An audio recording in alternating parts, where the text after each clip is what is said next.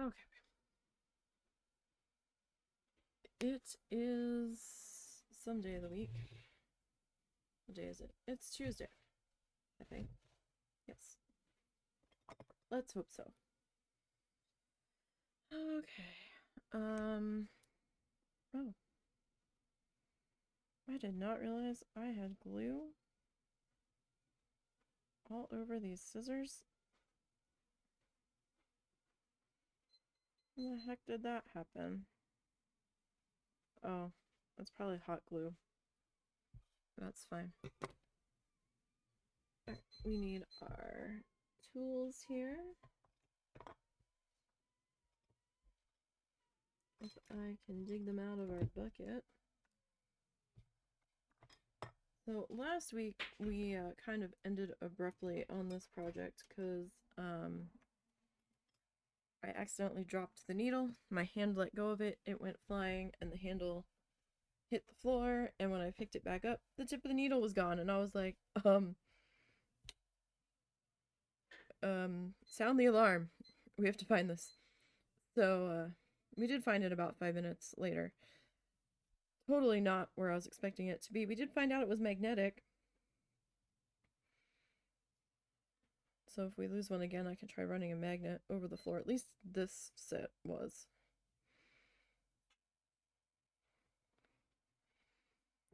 Okay, so we've got a fresh new needle ready to go. We are... Oh goodness, that's a loud vehicle. A very bassy.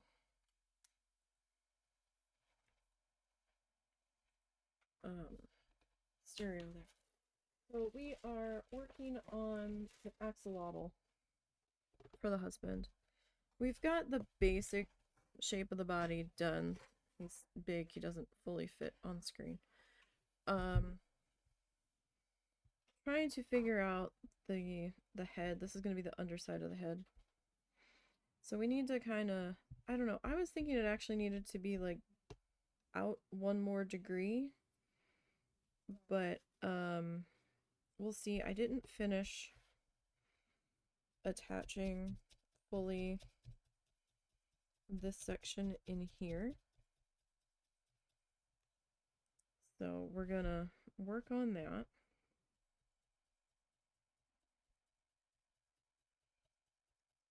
Because he's still real soft and fuzzy over here, so it's usually a key indicator that we didn't finish, and I remember we didn't fully finish. I know I didn't think I had too much further to go on this piece here. So we'll just kind of get him attached to our liking here. So here's my dilemma. Do we wrap around now to try to widen that out? This, I mean, he still doesn't feel wide enough. Our length is good, but it's not really smushed out yet, right? Because their faces are kind of like a ice cream cone that got smooshed into a ball if it was soft and squishy. So they like fan out a little bit more. So we're just using regular old polyfill that you would stuff a pillow or the little needle felted critters or crocheted critters with.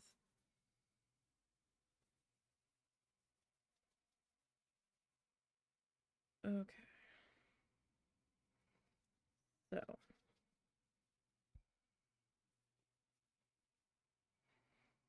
that's probably not thick enough.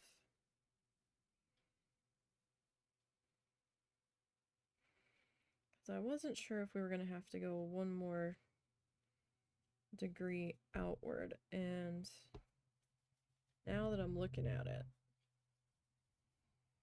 I'm thinking we definitely do. So,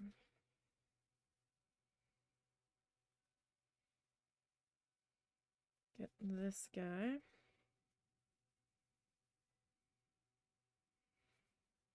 Like that's pretty, that's a thick boy. That might be too thick, but maybe not. We kind of need to round out our nose as well here. So let's see about adding this guy. Gonna be careful. This is a brand new needle.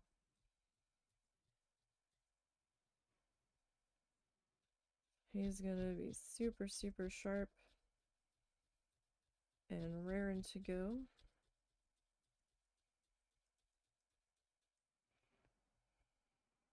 And I was just having a complete brain stop when I was trying to figure out, or trying to remember really, how I had gotten rid of the previous needles that had broken.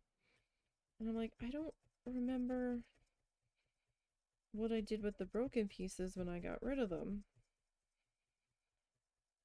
And so we grabbed a water bottle, like a bottle of water that you would buy from the store, and we put both pieces in that and threw that in the trash so that way nobody got poked with it. And then I went to get the new needle, and then I saw the broken pieces in the tube of new needles, and I was like, oh, okay, that's why I couldn't remember what I did with them, because I didn't throw them away.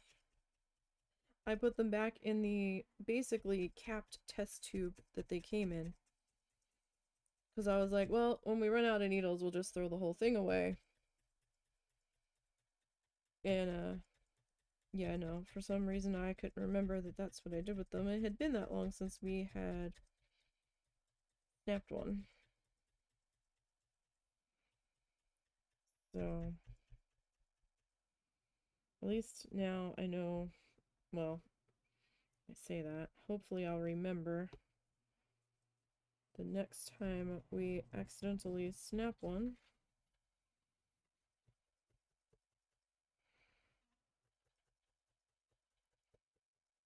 Alright, let's see. Right now we're just trying to get these bits here attached.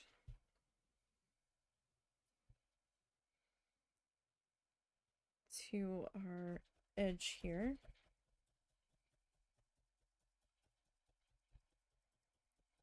We might have to kind of take some of this overlap and like stab it into the edge and then work on mushing the rest of it down in there. It'll take a little bit. We'll see. Remember, watch your hands. Watch any part of you that is not covered in protective items, because it is very easy to stab yourself. Or I'm just a klutz. One or the other, but especially in this area that's not really dense and kind of loose here, we can just sail right through that. So try to keep everything out of the line of fire where possible.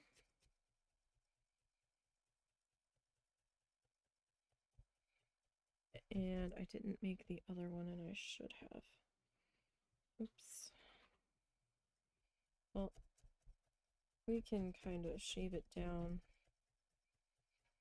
with some scissors if we need to. It'll be messy, so I'll probably do it over a piece of paper if I need to.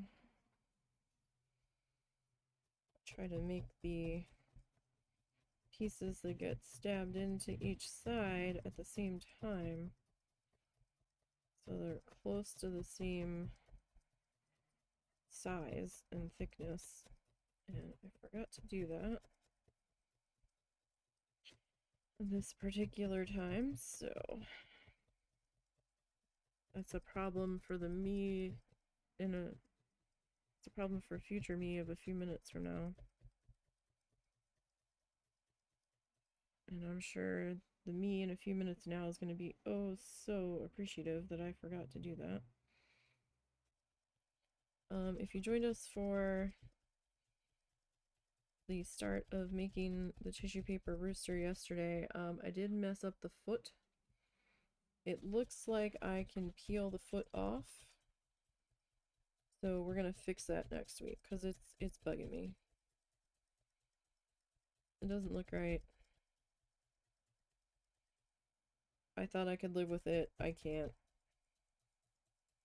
So we're just gonna gently peel that off, and we're gonna ignore the painting key that I did and try to come up with something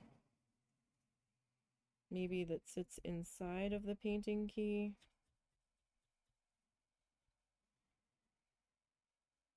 And we'll go from there. But I was like, no, maybe I'll feel different about it tomorrow. Well, it's tomorrow now. And no, I still don't feel any better about it. It just looks worse actually. So I'm gonna rip that off. I'm not seeing it how I want it to be. And I don't think it's just because we had to use like the silvery gray. I think it's because it's just not the right shape. So we're gonna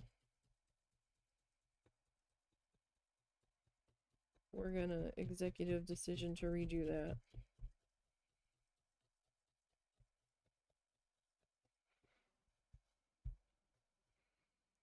When we get around to that again next week. When is Christmas, by the way?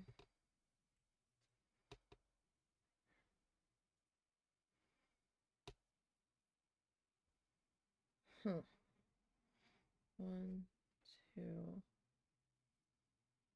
3, 4, 5. So it's 6 weeks to Christmas Eve. We might have to add in an extra stream on this guy, or I'm gonna have to record working on him and kind of slip it into the playlist for the archived bits of it on the YouTube channel.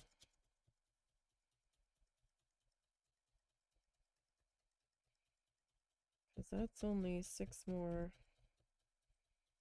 sessions on this guy, and I don't know, man. I don't think that's gonna happen in 6 more sessions because we haven't even started to color him yet. So we had never made one of these before. This is our first attempt at this.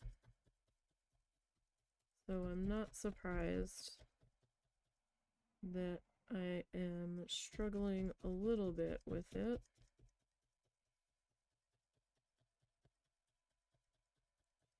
So definitely not a shock.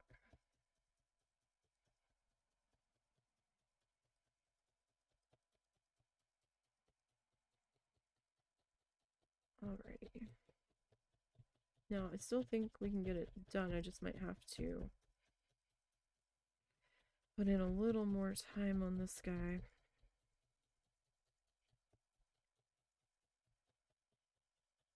And that's fine. I was kind of expecting to have to.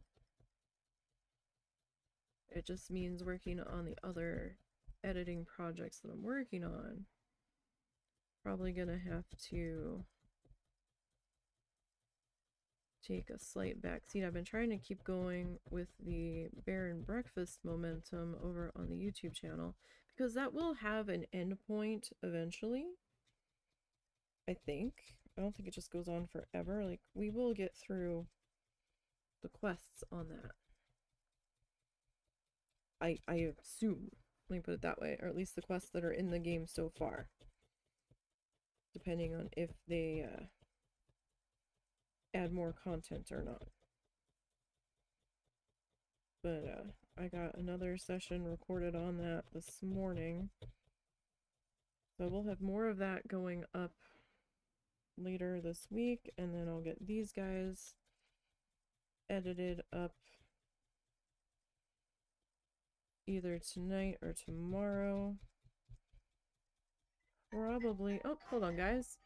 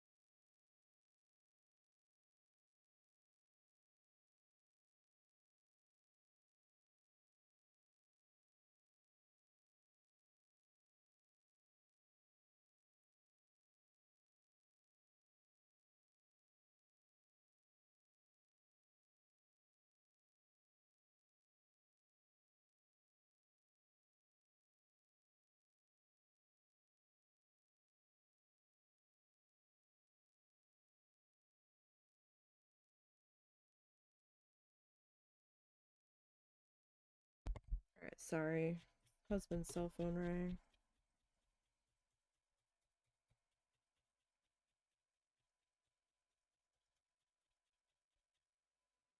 Been battling an issue.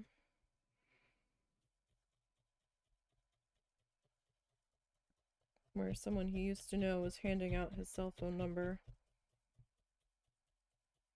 Or used to be better acquainted with.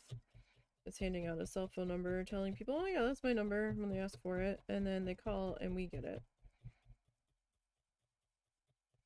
And we've actually made contact with him and we're like, knock it off. I'm like, oh, I forgot, that used to be my cell phone number. Uh-huh. Sure.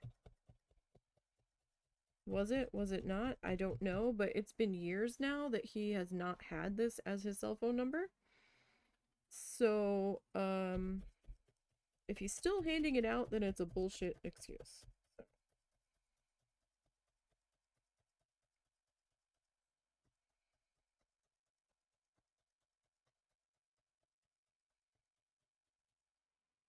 When I was setting up to start recording Bear and Breakfast this morning, I saw something exciting in my news feed on Steam.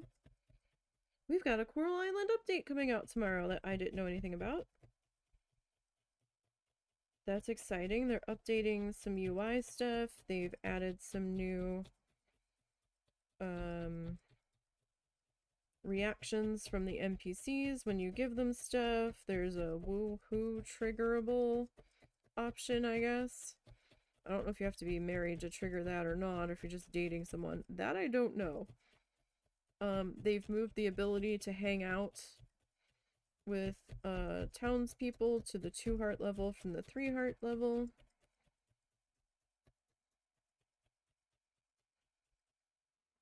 That's kind of fun.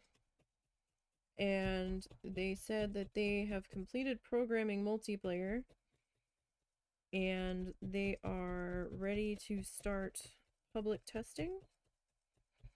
And they've got a date selected for in a couple of weeks. for a closed test session that you have to sign up for and might get selected. Or there will be an open test session, I think maybe the week after. So then they're going to have to go in and try to fix all of the things. So I'm thinking maybe January or February, depending on how long they take off for the holidays. We might get multiplayer. Maybe. So that'll be fun. Husband already has a copy that was gifted to him from a friend that ended up with an extra code for it. So that's all sorts of fun.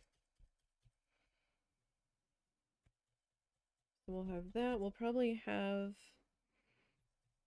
Planet Coaster 2 sometime next year. We'll see.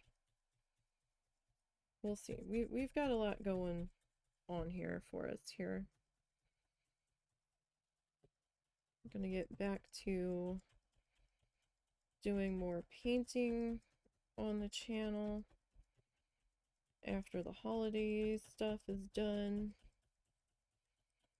It's just right now I need the time to work on stuff, and why not use it to our advantage? So that way I don't feel guilty about having so much going on. And I'm not trying to stay up till midnight every night, because doggos have us up rather early.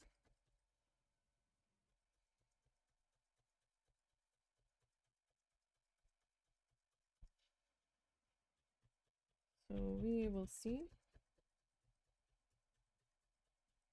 And we kind of liked being, it's so funny, like my mom was sleeping till like 8:30 before we left on the trip. And we got used to being up at the crack of dawn, because that's when she was waking up wanting her cigarettes and stuff to go smoke when we were at the hotels, because we were trying to be on the road early.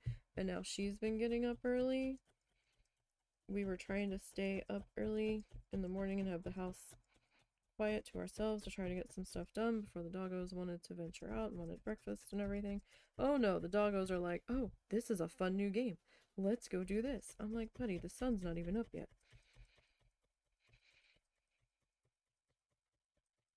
Actually didn't get to do the treadmill this morning because I fell back asleep. I was tired. And then I had a weird dream in the span of like 15-20 minutes. It was very, very bizarre. And then I woke up in the middle of it. I'm not entirely sure what woke me up in the middle of it, but Zuzu was mad that I had fallen back asleep. I was like, no, fine, we'll skip treadmill today.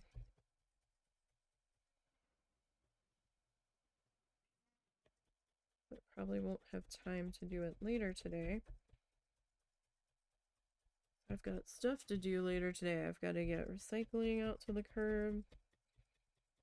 Gotta make dinner. I have to make 2 different dinners tonight. Russell and I are having something and my mom doesn't want it, so I have to make something different for her.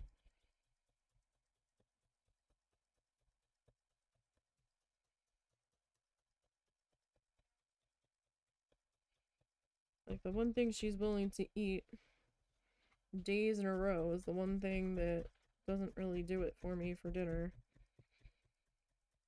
So I'm like, okay.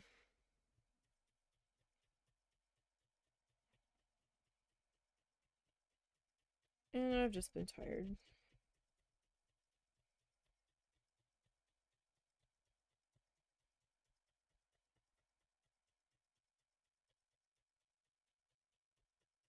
And then we have to do dinner dishes, and then we have our walk tonight after dinner. I was trying to walk in between finishing stream and making dinner, or starting to make dinner, and animals getting fed and everything, but it's about when school lets out and traffic picks up. And now that people are decorating for Christmas, we want to take advantage of seeing everybody's Christmas lights up. Although there's not that many people with them up, there are a few. There are definitely a few. We got to see our one bulldog friend last night that always barks at us when we walk by. Yeah, that looks a bit better width-wise. Okay. So once we get that put up here on the other side, I think we'll be sitting pretty good.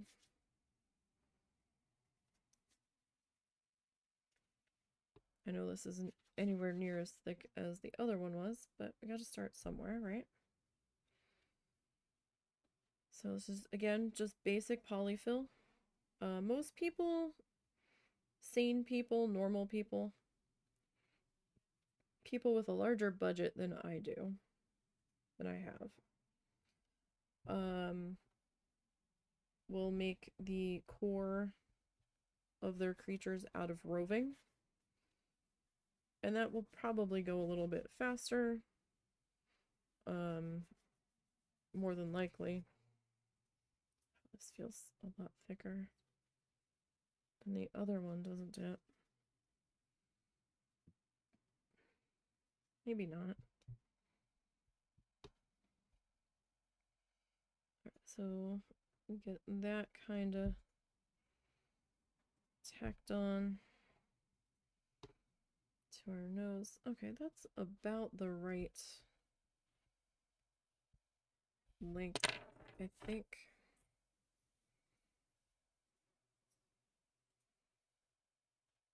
Okay. So this is the tip of the nose here. And we'll work on getting that attached in. We're going to be real careful right in here. We have our fingers definitely in the line of fire here.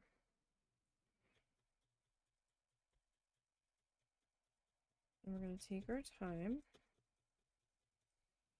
because it's not worth going through our finger protectors. And I mean, I know that sounds silly, but you can stab through them. It is possible, but they do make the injury not as bad. So I still recommend them. Especially if you have not the greatest hand-eye coordination. Or you have a hand that has a mind of its own that listens to its intrusive thoughts. I mean, who knows what's up with that hand? That hand seems to be like, don't tell me what to do. I'm gonna do what I want. So that is something to take into consideration.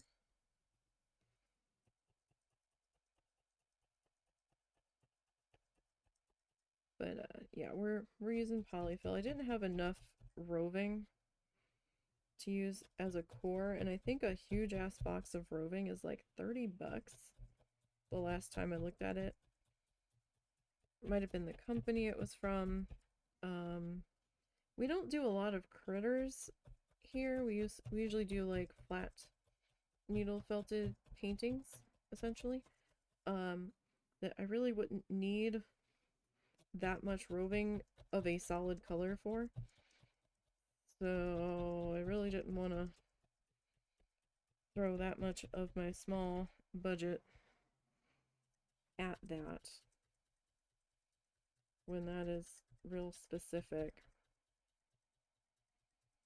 We're not doing armature wire. We are doing this solid. So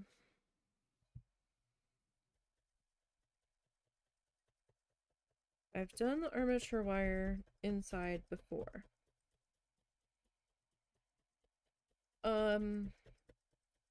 It can be a little tough to work with when you're not that experienced with working with this stuff, and be prepared to snap a needle. Make sure you have some extra needles. I still have a few needles left, but I think I'm gonna have to order some more in a couple of months here, depending on how many we end up snapping.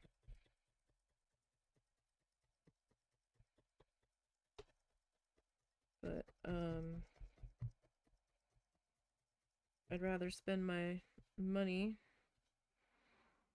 on the actual fluff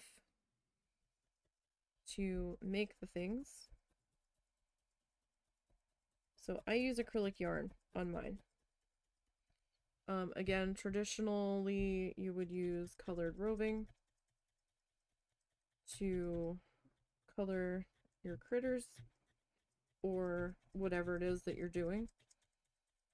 Like if you're doing a flat piece and painting with it. I prefer the acrylic yarn. It's much more budget friendly for me. It does require a little bit more prep, which would be a con. But a pro is that you can usually get some good sales from different places. And you can get quite a good amount of it per skein. So like if you get like a standard sized skein, you can go pretty far on those, depending on, you know, how much you need of that particular color. But the only color in all of our following along with Bob Ross needle felting that I've even come close to having to replace would be white, and that was only because we did a large project involving white fluff on the side that wasn't related to our Bob Ross needle felting. So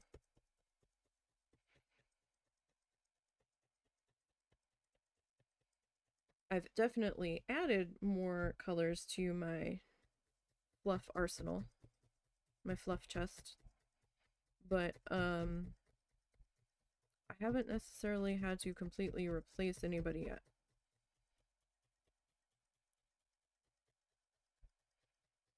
So we did a series where we were needle felting along with Bob Ross's Joy of Painting Season 3. And I do have an idea. I don't know if it's going to work. It is just an idea that came about when we did an art giveaway at our local farmers market over the summer.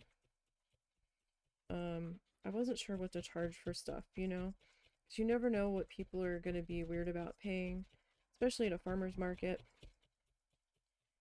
And I hadn't done anything like that before, and we were originally going to get the little credit card dongle so we could do like set up to do the remote card pay and stuff through our phone, but we ended up not having the funds to do that when we got around to doing it. And then, you know, we weren't sure how we wanted to handle sales tax and all, and I didn't have like a full set up business license and everything. I'm like, let's just do a giveaway, let's just test the waters here and see what happens.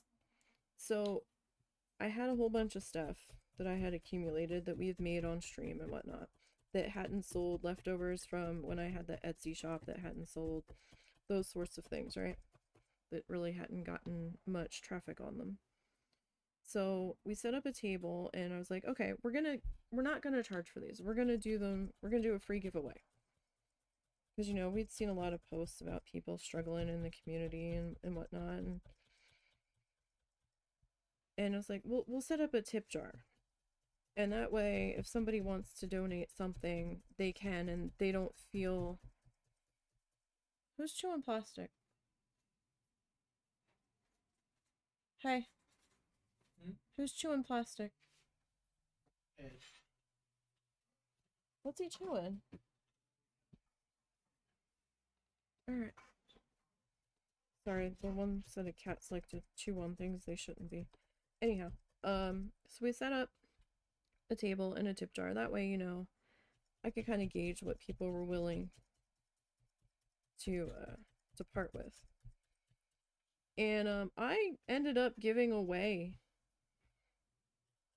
2/3 of what we had brought with us. Like, we actually left a little bit early because I was running out of stuff. The stuff that was left was I had a couple of magnets left, and I had some other things that didn't have, like some needle felted stuff that didn't have the hangers on them to display them. like the newer stuff did. So it was interesting, and there was a lot of kids that were so excited. They're like, it's free? And I'm like, yeah, you can take one.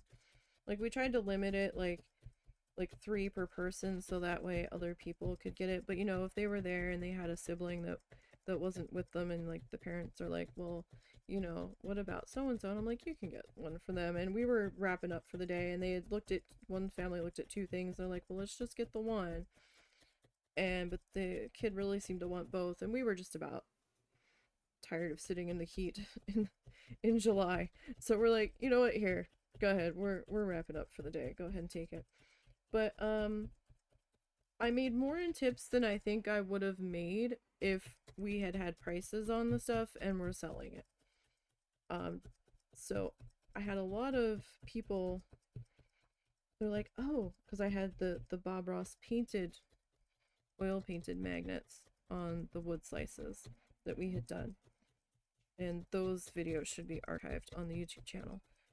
From different seasons and stuff of his tutorials. And they're like, oh, what are these? I'm like, they're magnets. They're like, oh, that's cool. So there seemed to be some interest in those. So I had this idea, because people are like, oh, well, you know, because the stuff that didn't have magnets or didn't have a hanger on them, like, oh, I mean, they're like, maybe you could put some magnets on the back of this. And I'm like, yeah, maybe. And I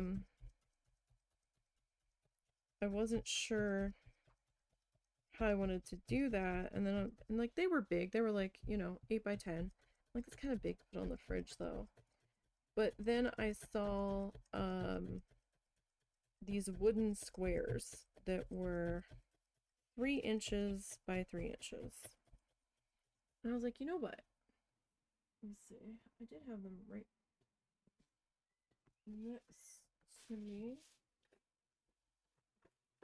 And now they... Really? Ooh! Just breaking the joint over here. I did have them right next to me. Oh, there they are. So, about 3 inches by 3 inches. That's not too bad. It's a decent magnet size. And then I picked up some coffee stir sticks. They're very thin. I was like, I can cut those with scissors. So I figure we'll use this as our template.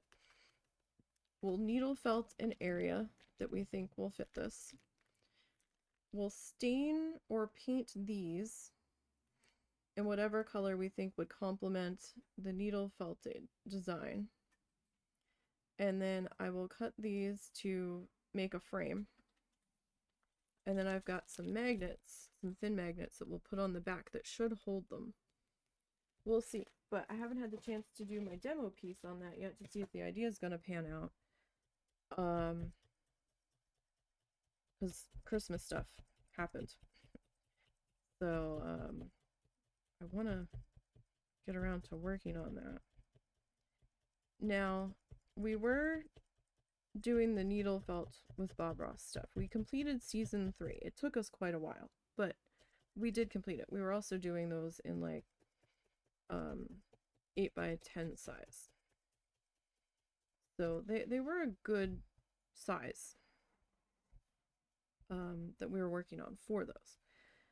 Now, those are all archived on the YouTube channel if you want to go back and see those.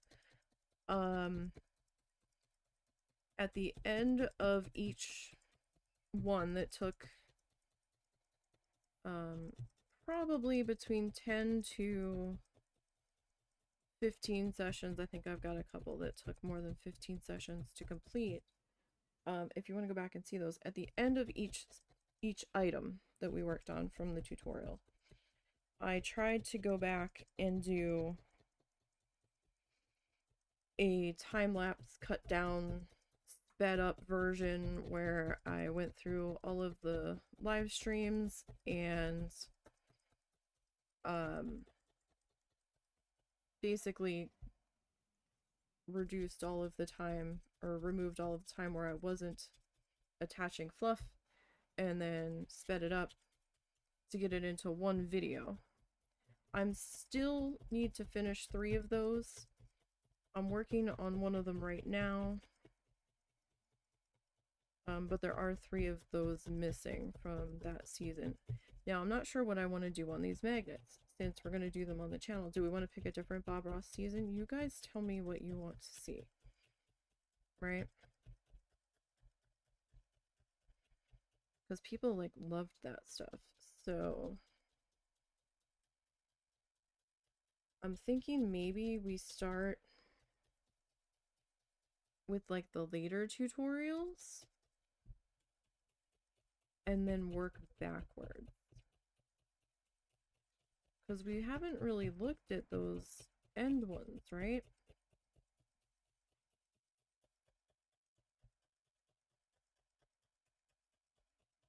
And I've not anyone else following along with him with needle felting.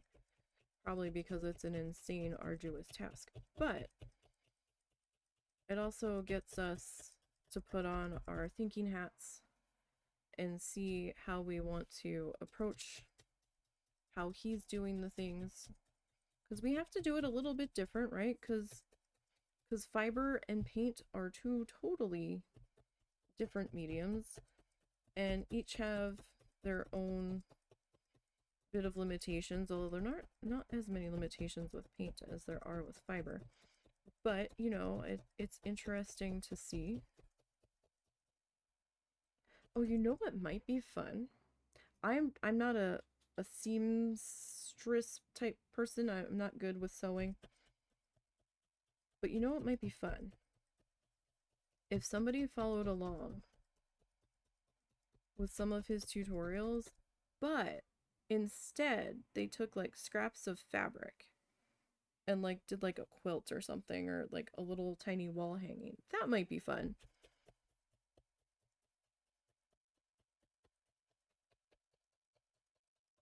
That could have possibilities.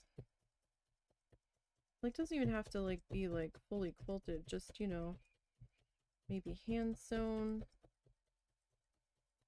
I can barely replace a button, so I don't know any like embroidery stitches or anything like that. I thought about learning embroidery, but haven't really had the time to get into that. That might be fun. Maybe like make pillows or something. So probably the wall hangings would be easier. Less cost involved.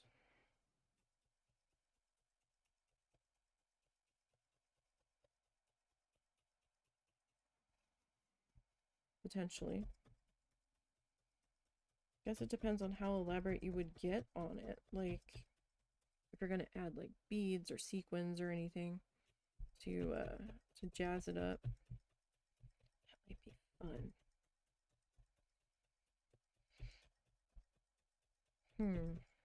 Ideas. I also want to try to make bead curtains, but that's going to be expensive. Depends. It depends.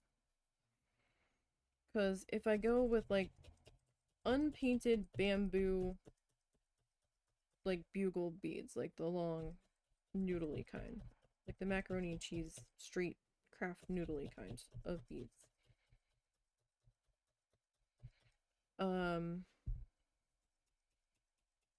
That might not be as expensive as doing glass beads. And I would totally do glass bead window bead curtain if I had like a window up high that I knew that the cats wouldn't really be able to get up to mess with, like those kind of like those transom windows that are popular. Kinda. Sorry, 1 second.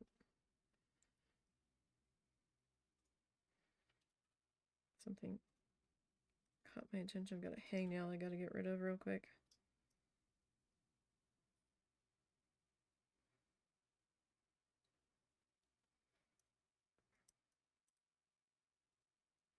1 second. Alright, we'll see if that actually got rid of it. But, just, you know, and I would probably have to do glass beads with those to see how the light would come through them. I don't know if, like, the transparent, plastic beads would cast light like the glass ones would. They might not. But I also want to get into stained glass. Or at least try it.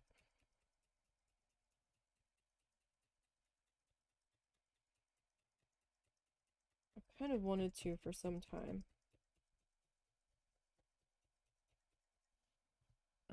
Just didn't really have the opportunity and didn't really think that would be something I'd be able to do. That I'd be able to access the materials for. But I saw somebody else doing it on YouTube and I'm like, and like they were listing off the materials and stuff that they used, and I might be able to do that. And I think it's coming back around in popularity because some of the craft stores are carrying supplies for it locally now.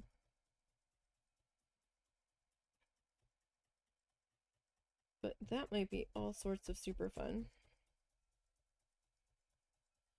I can't really do it where we are at the moment because I don't really have anywhere to work on it.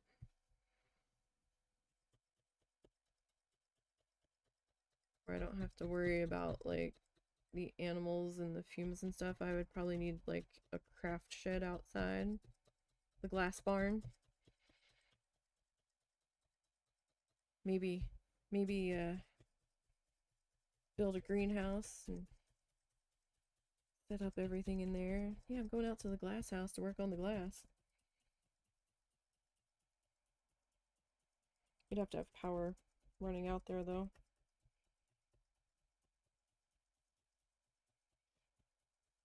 Between the glass grinder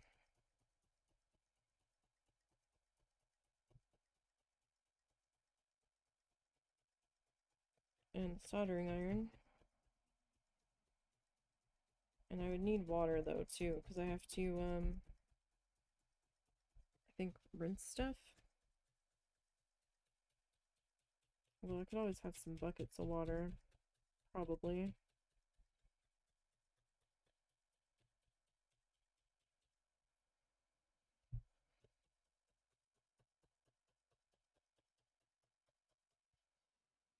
Okay, that looks better. Width-wise. I think we're there on the width. For sure. Now we just need to smooth it out.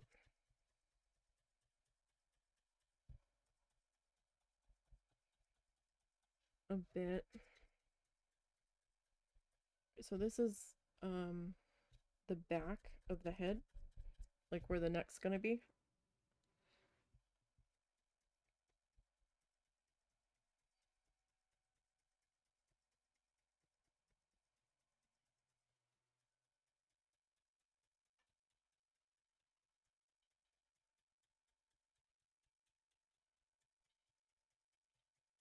So we need the back of this to be a little bit even.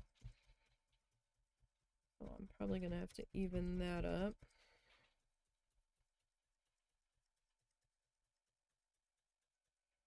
Just a touch.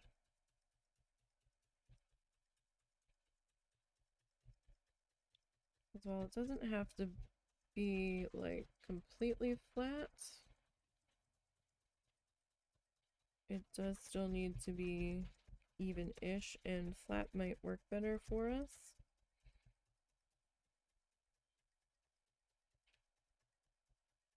So we will see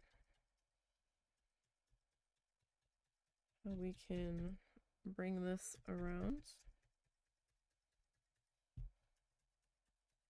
Now this is the underside. Like your throat, chin area.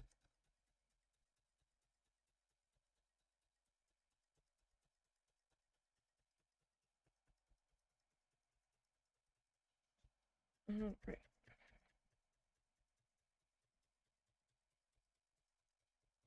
We will get this guy. Oh yeah, we're definitely gonna have to add a patch to the back of this. Oh geez, we are popular today.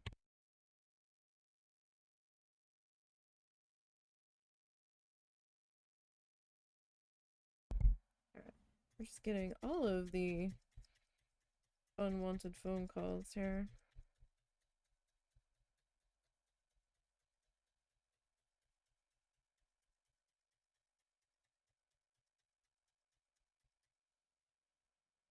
Alright, so let's see. This definitely needs a bit more flattening, or we have to add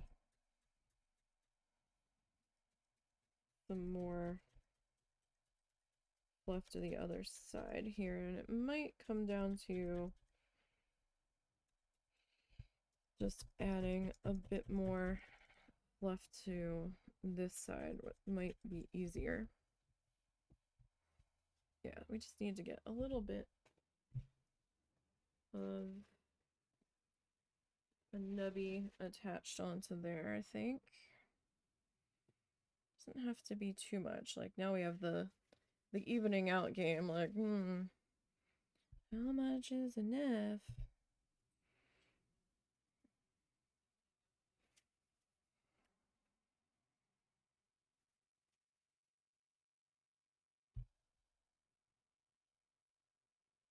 Alright, let's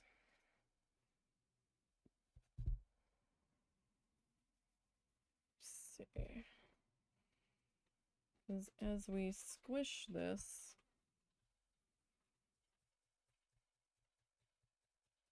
and get the fibers all pulled down in between themselves,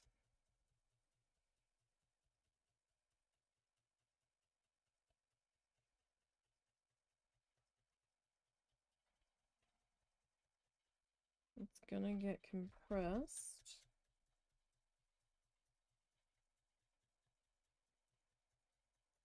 So I'm not entirely sure how much I'm going to need to add. Get this guy evened out.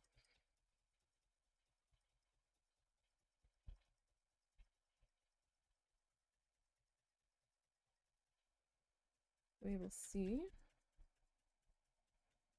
how we do.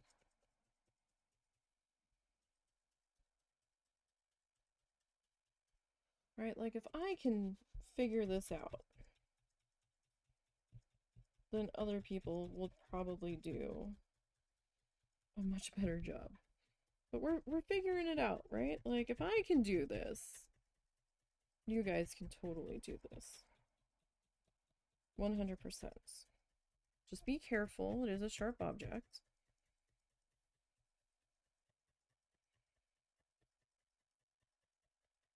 But, you know, I think other people can totally do this. The only thing is, though, with kids, I wouldn't... Sorry, I just have to change how I'm sitting here real quick. I wouldn't let kids work on this, like, unsupervised.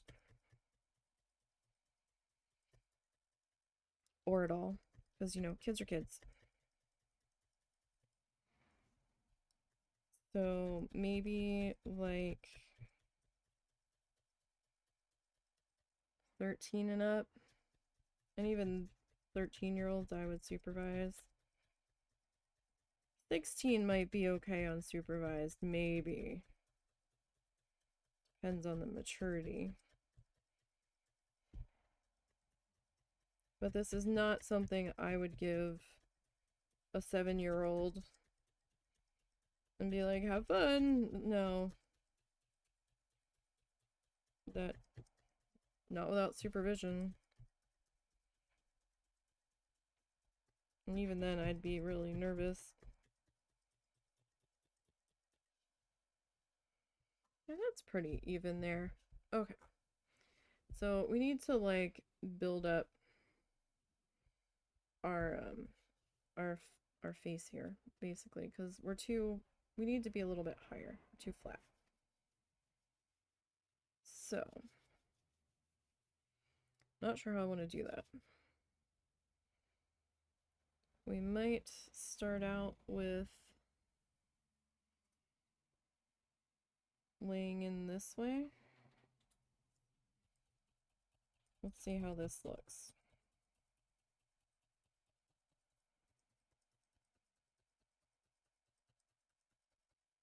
This might not completely do what I'm hoping it'll do, but we'll see. Right, we're basically sculpting, except we're like adding on. It's a little bit of a slower sculpt than with clay.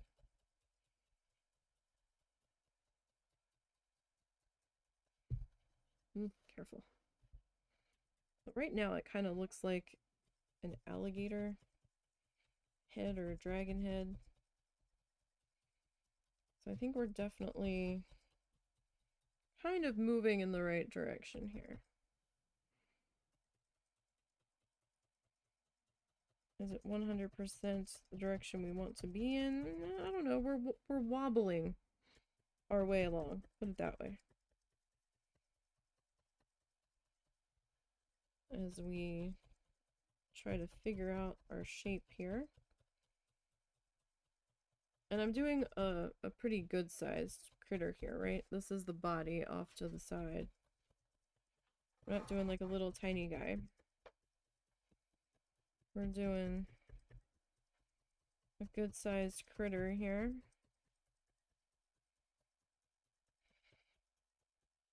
And the husband's chair is getting replaced for Christmas. He's getting one like mine, so it won't be quite so loud and creaky.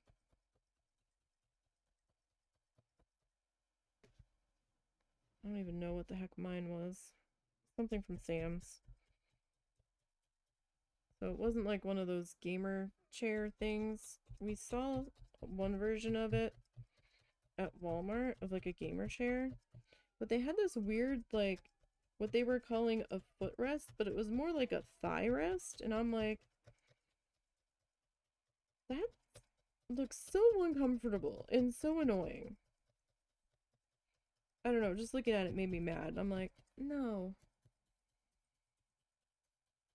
Who are they getting to help design this shit? Because that's not a footrest. A footrest is down by your feet, not your thighs. At best it was like a knee rest. I'm just like,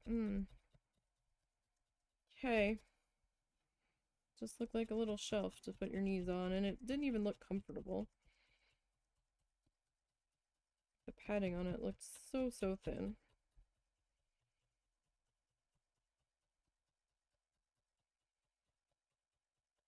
I don't know, man. I just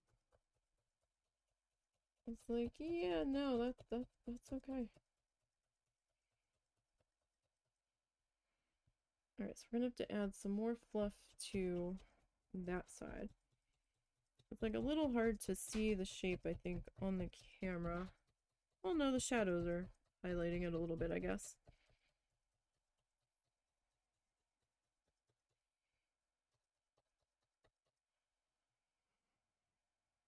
Alright. So most of the Christmas decorations survived the wind yesterday. I did have to bring in my wind spinners. I have these like two, they kind of look like a corkscrew type thing that spin in the wind. The wind ripped one of those off the hooks and we thought it broke it, but somehow it just came unclipped. And we did find the other piece of it. those had to end up coming inside. And I brought I have this one flamingo that I picked up from this this really funky store. It's called Tarpon Springs Home and Garden or something, or Tarpon Springs Garden and Home. They have all sorts of like funky yard home decor. So and like they've got some ceramic pots and some ceramic like frogs and stuff. And they also have like funky metal art. So I got this fish, right? He hangs up, he's got a little hooky on him. And I didn't realize it when we bought it. It was like on sale. And I was like, oh, that's so cool. I want that. I was like, it kind of looks a little steampunky, but nah, it's so adorable. We didn't realize it till we got home. The fin opens up and there's a place for a tea light. I've been burning my incense in there instead of a tea light. But I was like, dang, if I had known that, I would have gotten 2 of them. Probably better for our bank account that I didn't know it. But they have this flamingo on a stick. And he's got like a flat body, but when the wind catches him, he's kind of like a sail, and he'll like turn, kind of like a windsock, but without the sock part. And he like dips and bobs and stuff. I had to bring him in because the wind was really whipping him, and I'm like, yeah. I got a second one of them that we hadn't put outside yet. But I didn't really want anything to happen to the first one, so I brought him inside. And I can't, like, they've got a version of it on Amazon, but it looks cheaper. And it looks chintzier, and I'm like, nah, I like mine better. Mine looks so much better. But I love that place. They've got all kinds of like metal wall signs, and Russell found a crab. He actually found a hermit crab. So he got one of those. And of course, when we rolled into town, it was pouring rain, right? And we're like, we either have to do this now or we have to leave late in the morning. Had we known that we were going to have hotel trouble as much as we did, like, we were originally thinking we were going to be able to get my mom and we were going to try to get through the entire state of Georgia. And then as the day was progressing and time was getting further and further away from us, we're like, well, shoot, that's not going to happen. We're not going to be able to do that 10-hour drive today. And I really didn't want to go through Atlanta at rush hour, which was probably what was going to have happened. The way the timing was going for the day. And then we're like, okay, well, there was a room available at Hampton Inn or something in Lake City, and we've stayed there before and they weren't that far away, so we started dicking around. And we're like, okay, well, we'll go to the Citrus Center, we'll look around, when we go to get back in the car, we'll book it for tonight. In the 20 minutes that we were gone out of the car, we came back and checked the app and they didn't have it anymore. I'm like, are you kidding me? So then we had to sit there for like a half an hour trying to figure out where the heck we were gonna stop.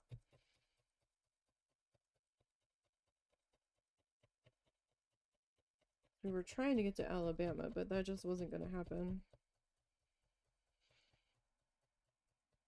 in the time that we were willing to be on the road for the day.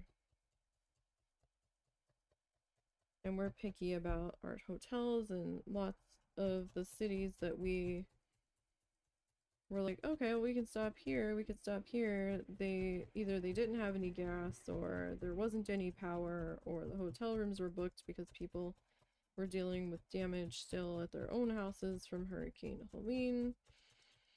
So we were batting 1,000, and I'm like, ugh. So we finally found a Holiday Inn, a full one, not an express. And we hadn't stayed at any of the Holiday Inn chain's other properties, so I wasn't sure if they were worth staying at. And they were booked anyway. Like, it was a unicorn that we managed to get the room that we did.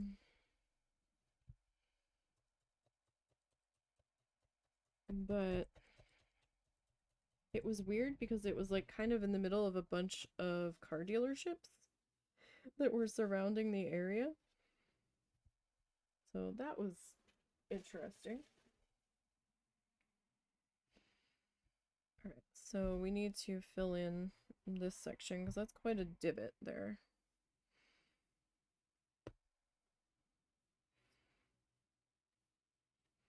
And the face is more smooth, not like sunk in.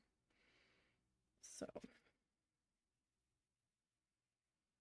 gonna just make a little fluffy snake here.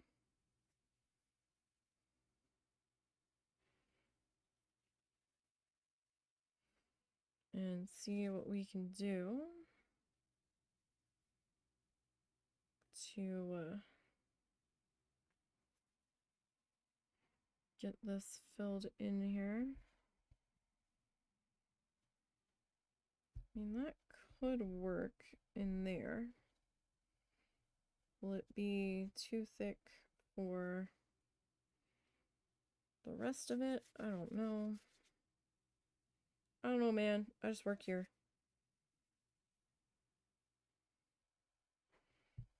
Okay, that could work. Alright, so let's grab this guy. This guy's probably not gonna be as thick.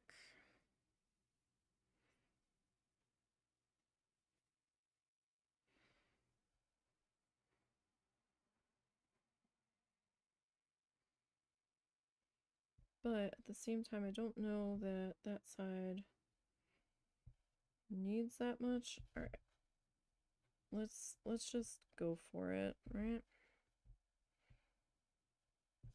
Okay. Probably gonna have to add a bit more to our middle of our face here just to try to smooth it out. We'll see though. Be careful with the finger under here. It should be thick enough by now that I don't think we're gonna necessarily stab through, but that section is a little bit, since it's an outer edge, there are some spots on it that are a little bit thinner, so it is going to be possible if you really sail the needle into there to potentially come out the other side.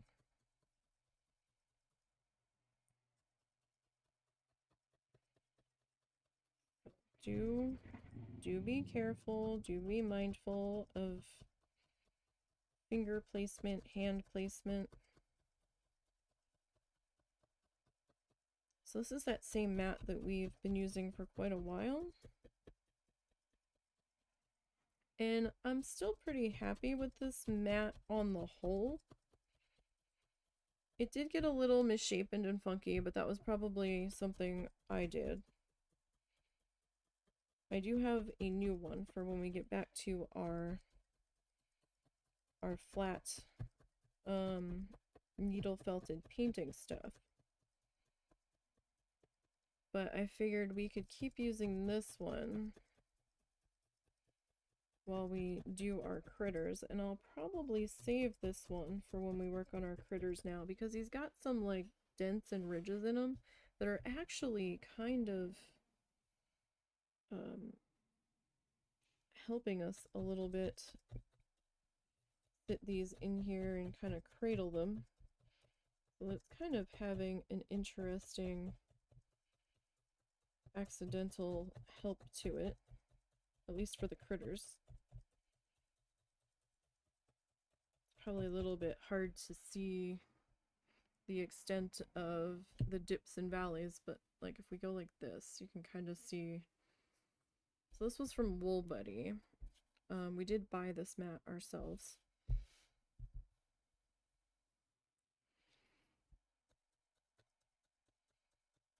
And this was a little bit more on the pricier side.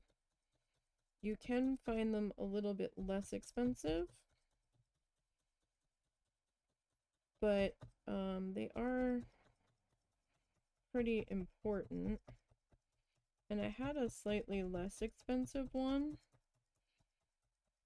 Like, this was still under $30, so it wasn't, like, tremendously expensive, but still, it was a necessary tool. I had a slightly less expensive one that I didn't like as much as I've liked this one. That one, ended up getting, like, a bump in the middle, kind of like this, but it ended up, like, doming the whole thing so that when you turned it over, it was like you had a wool bowl. That one I got rid of. We used that one for a little over a year. But we're also not making critters, we're making paintings that are flat, and we've got a lot of fluff stabbing into them, so I'm not surprised that it did that. It was kind of funny to a degree. But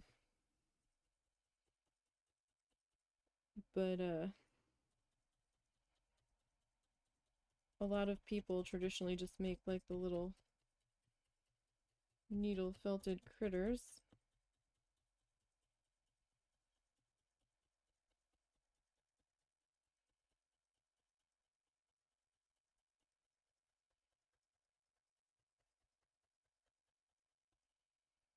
But so like they wouldn't have as much wear on the pad, but we don't. We like to change things up a bit. Go maybe the slightly not as conventional route.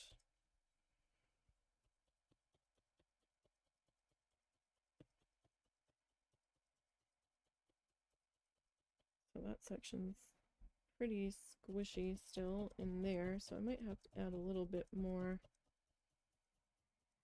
fluff to that. This is going to be like the nose area down here.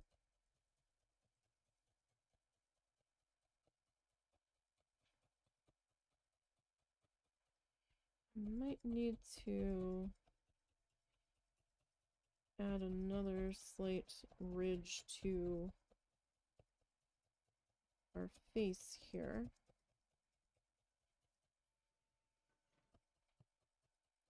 Just to get that face shape a little bit more in line.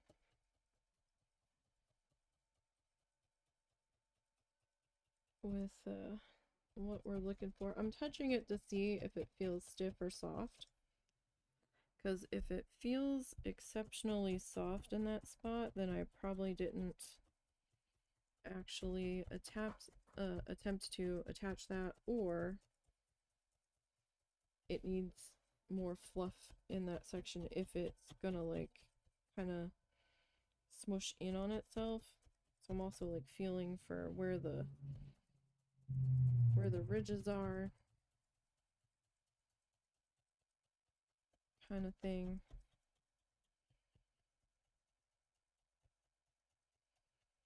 So this is fiber. It's very much need to get your hands in there and feel where you're placing stuff. See, you know, let your fingers tell you, does this feel how your brain wants it to look? Like if the brain's saying, oh, it looks good, but the fingers are like, there's a dip in here, then maybe it's time to come back in and add a little bit more fluff into that.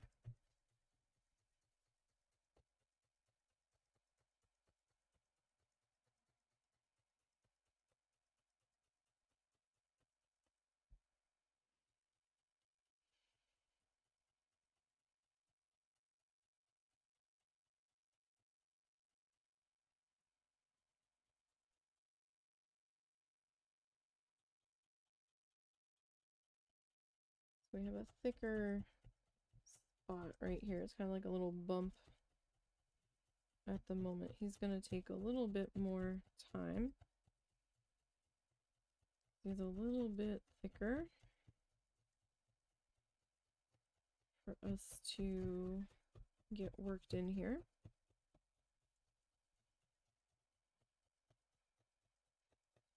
And again, I'm in a spot where I want to start,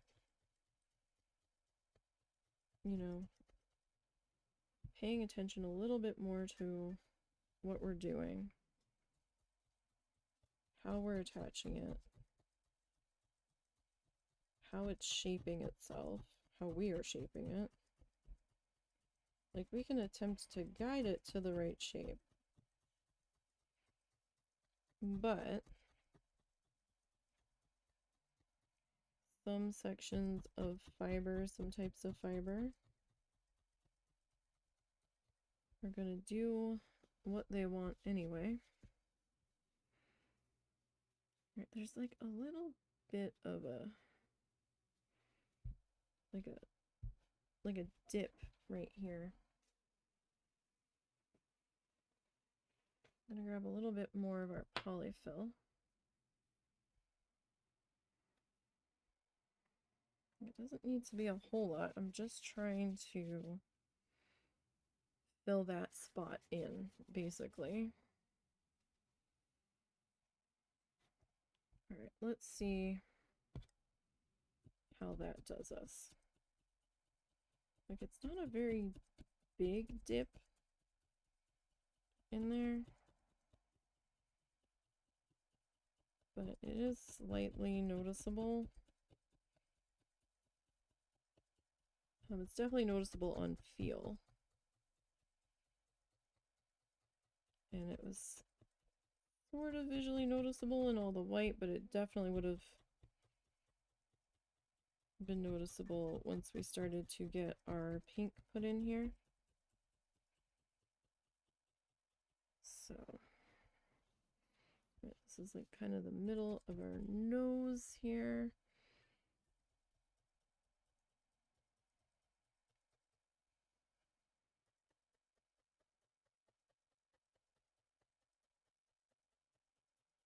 Alrighty.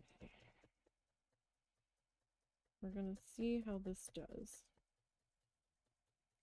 If it still feels like there's a little bit of a pothole, basically, then we will work on filling that in.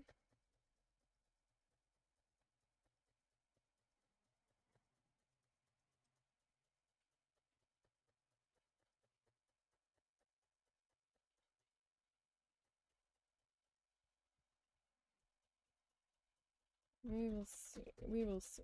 So I hope everybody's day is going well. Hope your week's getting off to a good start.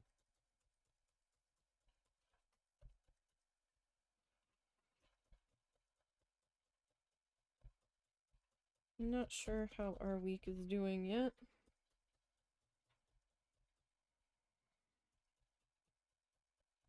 The mother-in-law and her sister have started their journey to get the RV down here, though we don't know how long they're staying this time. I don't think they know yet either. I guess it depends. We have not yet replaced the washer on the outside faucet. The noise had stopped, right? And then it came back, but not as bad. So it might depend on how annoying or how loud this noise is going to be if they end up staying for a while and get the RV hooked up. We don't know. I imagine they're going to at least need to fill the tanks. And she's probably going to dump the RV here, since we can access our sewer line.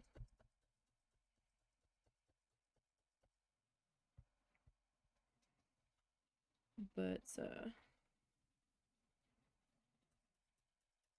they weren't real sure how long they were going to be staying. So we're probably going to do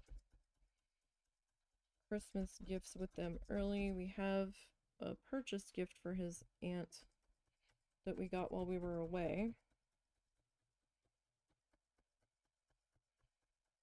And we have the cardinal ornament that we made for the aunts, and then Russell got his mom some tea, and then we have the butterfly one. Like, we're not going real extravagant on Christmas this year.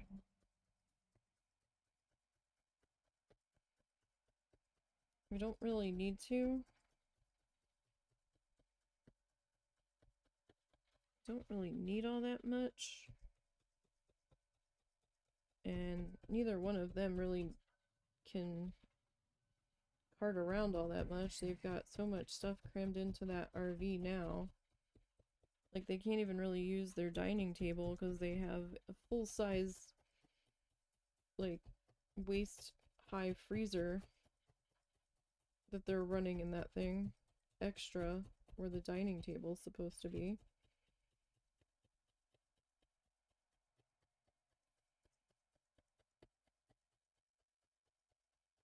That would drive me crazy, not being able to have somewhere else to sit and eat inside.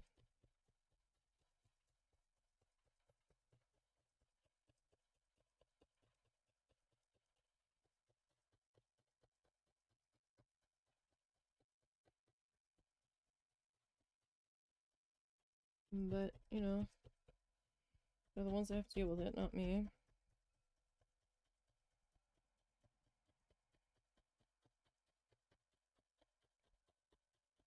Alright. So yeah, they were talking about going out west. I don't know if they're still doing that. But honestly, I would probably advise against it, with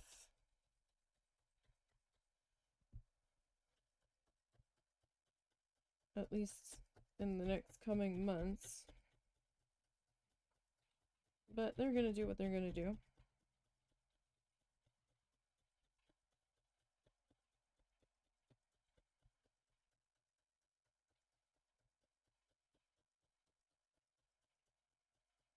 Alright.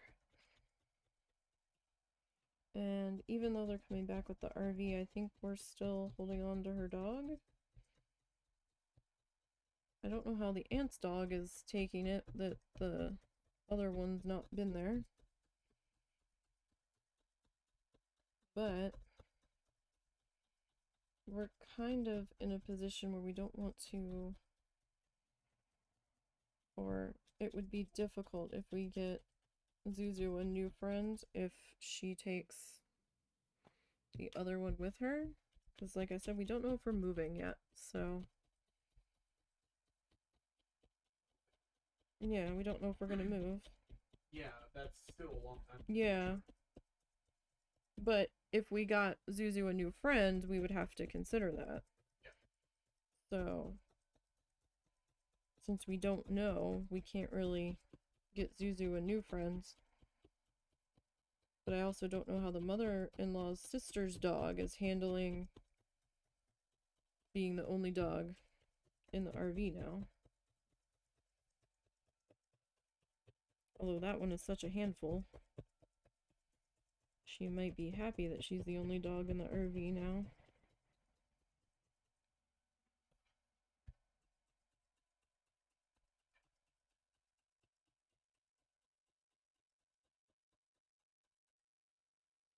Still a little loose here.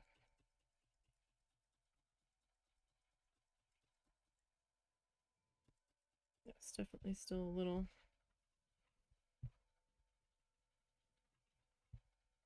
Well, it's not too bad. Alright, husband, I do need your opinion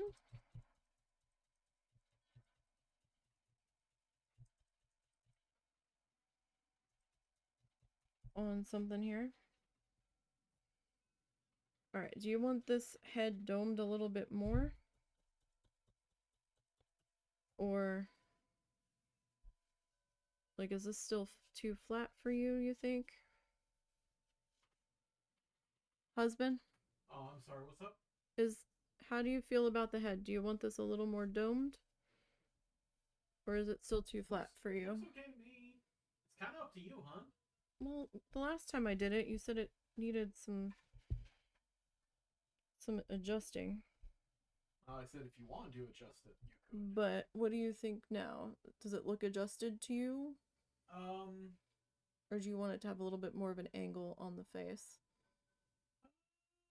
I would say it's pretty good. I don't think adding more is going to do much. I mean, I might be able to get the angle a little bit higher on the nose, like in the middle of the face. Yeah, it should be alright. Alright, so we have to do our antenna guys.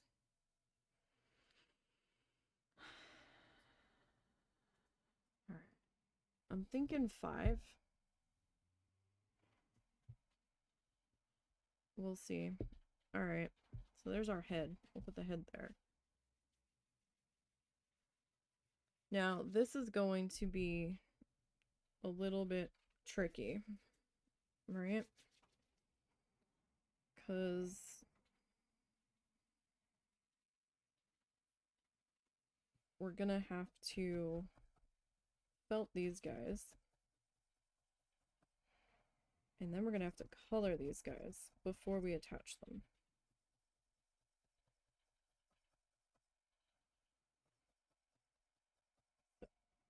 We kind of need them to be a little bit round. Because I'm not making these guys attached onto there. That's going to be really super awkward. Definitely recommend the finger protectors if you are doing limbs and little doodads that you're attaching, because you're definitely in Pokeville Central here.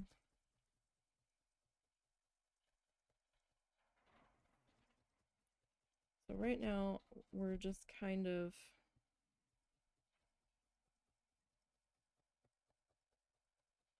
needle felting.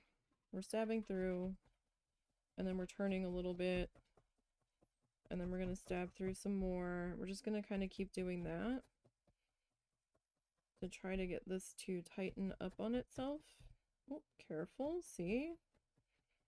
Now I hit the finger protector. Didn't go through the finger protector that time, but I definitely felt it hit the finger protector. So this will tighten up our fiber. It'll help stiffen it a little bit. And it's gonna stab into our padding here. And that's okay. Kind of why the padding is there. So that way it protects the needle.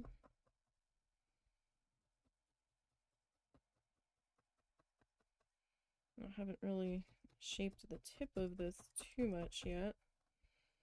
We also have to figure out how long we want these guys to be.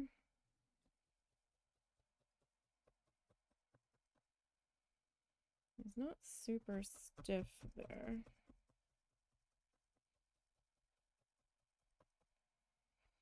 Like, the more you keep stabbing into it, the tighter it's gonna get. Now, see how this is this side down, right? When you lift it up, if you're going through it, you're gonna see like little spikes of fluff coming out the edges. That's from the needle going through. So that's why you want to be careful.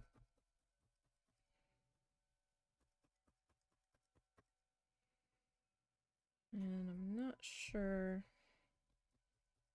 how tight I want these to be.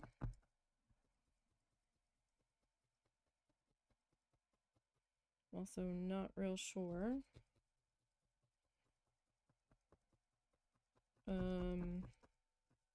How long they need to be. Now I need to make 4 more of these.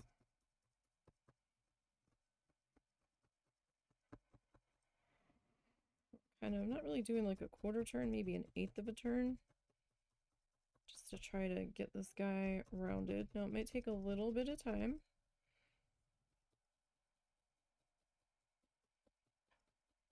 To figure out how we're gonna approach this guy.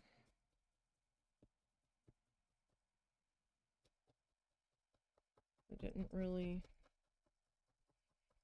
get this end sorted before we went too far. Now anything that's kind of poking through funny on the other sides, we can trim that. Like, don't stress that. That's not too bad. And I'm trying to leave myself a little bit of a base here. So see these pieces here? How it's kind of like flared out there? Get your minds out of the gutter. We have these little tabbies that now that I can use that to attach, right? So look, it's a unicorn. So now I have to come up with more of these. I didn't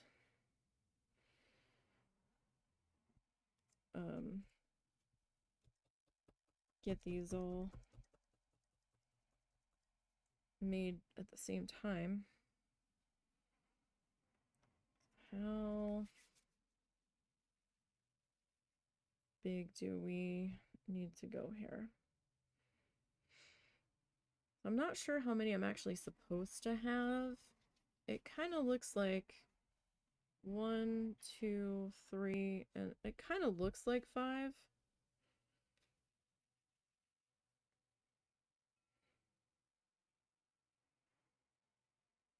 Kinda. Okay.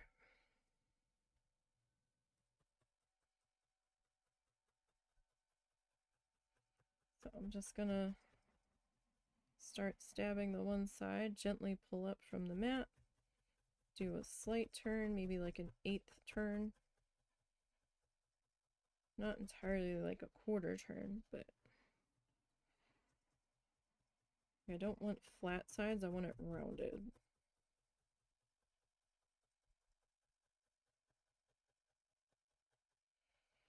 But I guess when we're done shaping, whoever looks the longest, we'll put them on the top of the head, I suppose.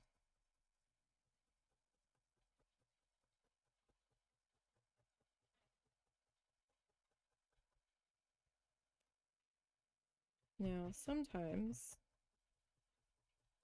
it can look like, oh, we've done it now. We like really overestimated how big this was going to be. But at the same time, don't panic, because the fibers of whether you're doing the polyfill or the roving or the acrylic yarn, they will pull in on themselves and they'll almost shrink a little bit as you're going.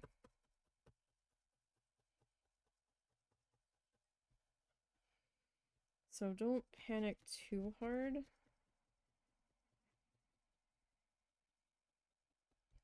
Oh, careful.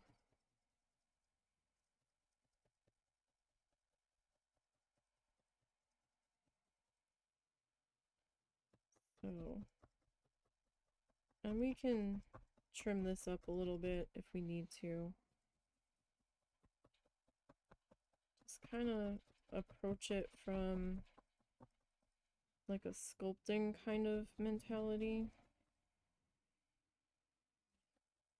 Because that's essentially what we're doing here.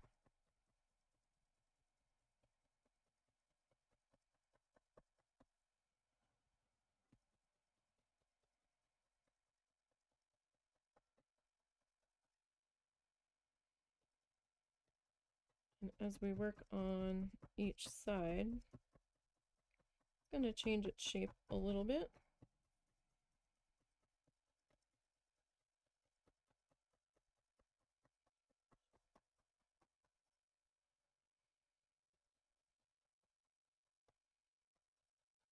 And this guy's definitely got quite a few fuzzy tendrils poking out from our attempts to get him straightened out here. Now, he could probably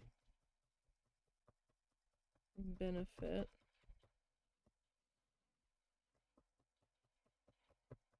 being a little bit stiffer on the tip there. So, just gonna fold the floppy tip over just enough that we can try to felt through him in an attempt to attach him to the rest of it. Now this one doesn't feel as stiff as the other one, but you know, that's gonna happen. Alright, so he's a little bit smaller and that's fine. We've got two.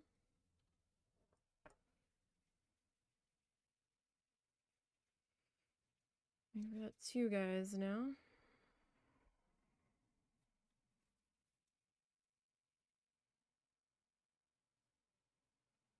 Alright.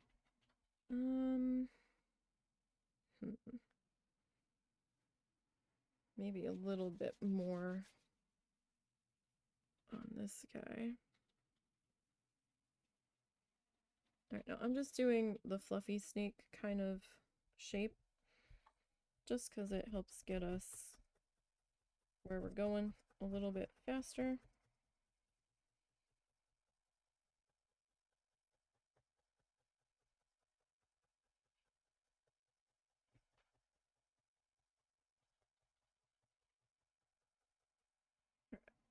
Carefully pull up off the mat. So like there, you can see all the spiky bits coming through. That's from us stabbing through on this side. And then it going into the mat. And much better the mat than our fingers. For sure.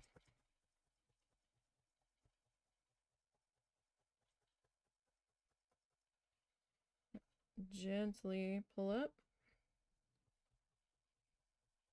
Like we don't want to rip this right off the mat. It's a little bit delicate. And we don't want to completely undo all of our hard work here.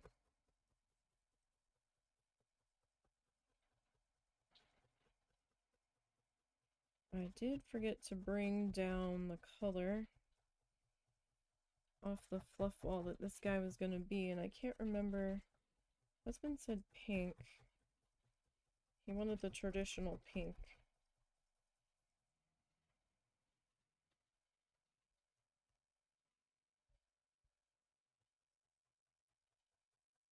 So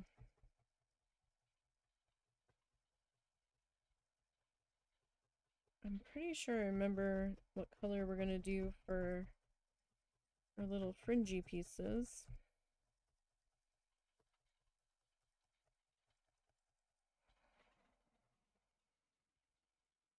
So as you keep turning it, you're going to be pulling the fibers from that side back in on itself and stuff that came through the other side. So it's basically going to naturally tighten up on itself here as we work on getting this guy stiffer.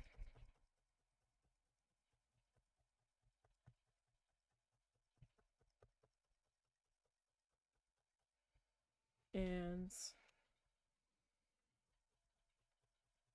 all together here.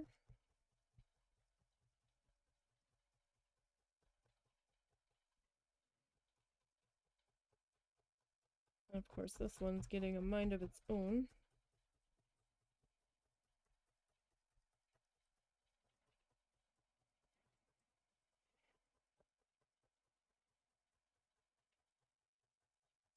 Also try not to go too deep. I don't want to felt it to our mat here.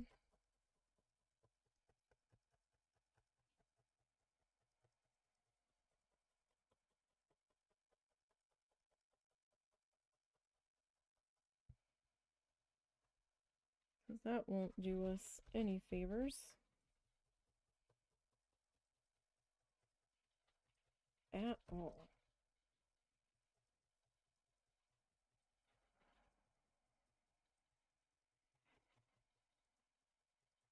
I definitely want to make sure that we are pretty stiff towards the base, right?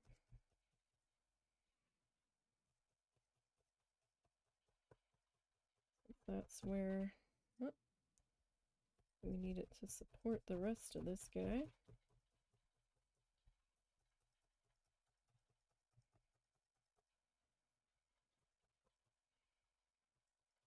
We're gonna have a little bit more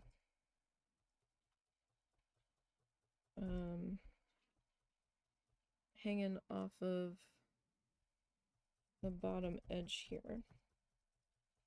And I mean, that's not necessarily a terrible thing. It will definitely ensure that we've got enough to get this guy fully attached.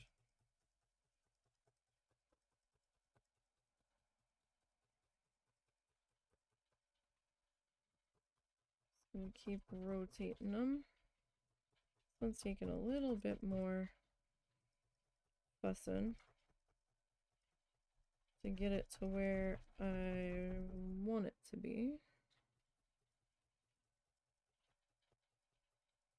And sometimes it's just like that.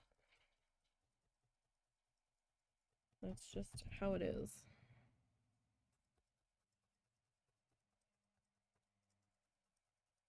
Again, be careful where you've got to really have your fingers in there. No injuries.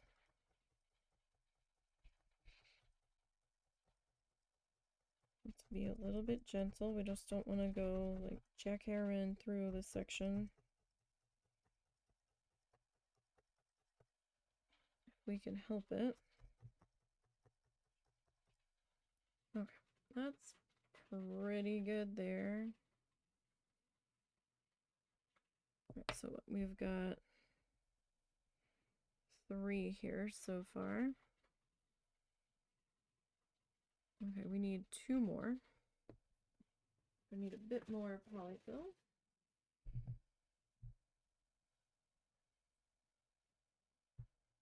Alright, so we are gonna need the coloring for this.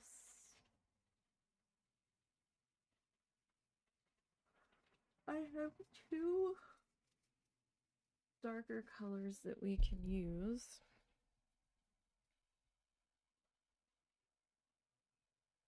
Alright, this guy's pretty long here. I might have to trim some of this one off at the base.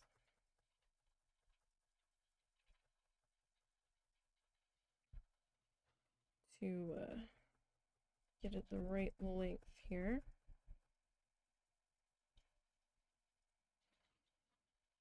Now I'm gonna save our shearing of the sheep. So we get all these guys done. And I can get a tissue to shear it over so we don't have little tiny micro pieces of polyfill everywhere.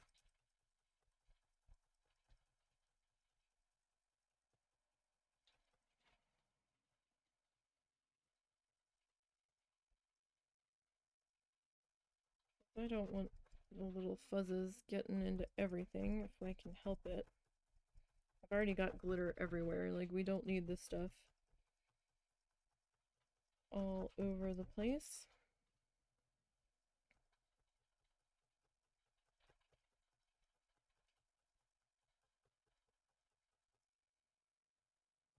Alright, so I'm just working on our little nubby of a tendril here at the moment.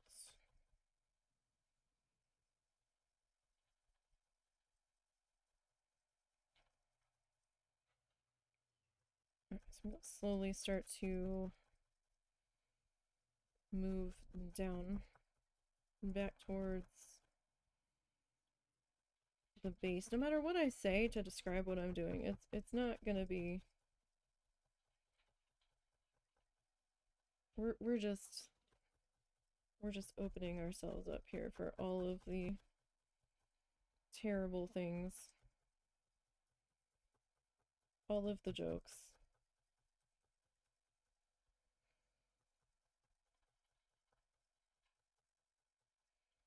Some of them on purpose, some of them not.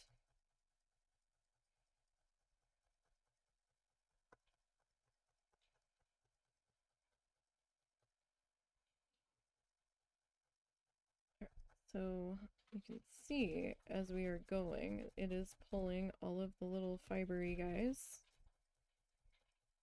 tighter. You can tell that because of how our guy here is behaving as we are jabbing along here.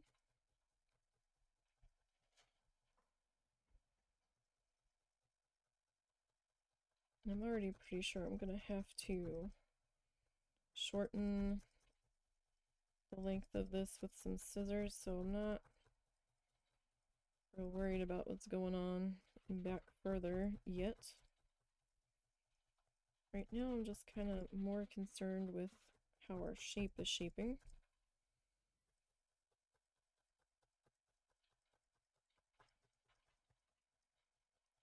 All I'm really trying to concern myself here with at the very moment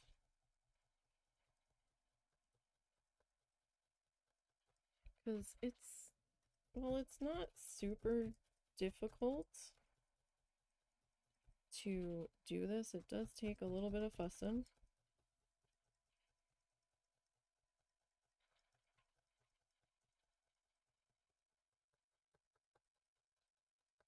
Like, it's not super easy to get this shape going, but it's not like super expert level challenging either. Probably a good intermediate place. Alright. So for those just joining, we are working on needle felting the husband's axolotl statue for his Christmas gift. And we finished the body, or at least the base of the body is somewhat finished. We haven't colored him yet, but this is what the core of the body is going to look like. He doesn't even fit on frame. I might have to zoom out a little bit more. We just kind of finished getting the head shape put together. I might have to make some adjustments still on that, but now we are working on the little tendrils that are coming off the axolotl head here, so that's what we're working on at the moment. That's what those pieces are off to the side that look like unicorn horns. So I think we need one more after we finish the one that we are currently working on.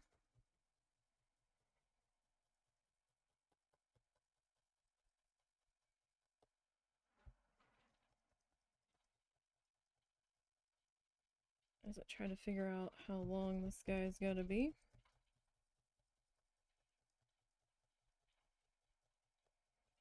Or at least how long we would like him to be.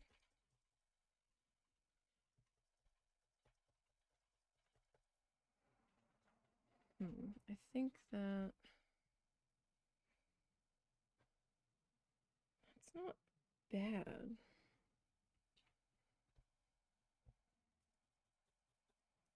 So we might go with something about this length. Now we're gonna color these guys.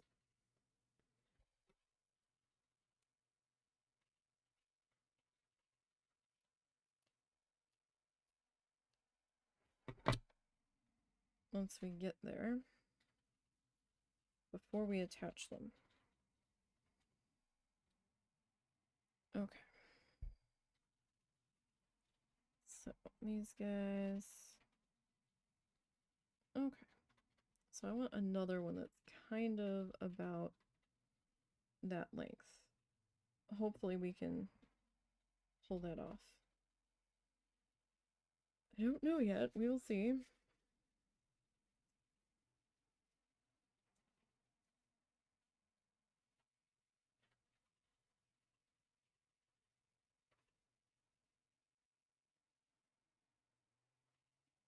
We will definitely see how we do.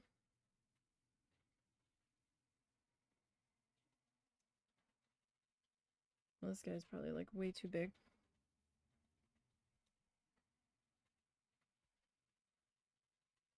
I'm just gonna have to lay that one down. Alright. I'm gonna start at the tip because we had some decent success with that instead of leaving the tip to the end. Just want to be careful because our fingers are right in here. That's what these are. These are finger protectors. Finger coats, whatever you want to call them. C-O-T-E-S.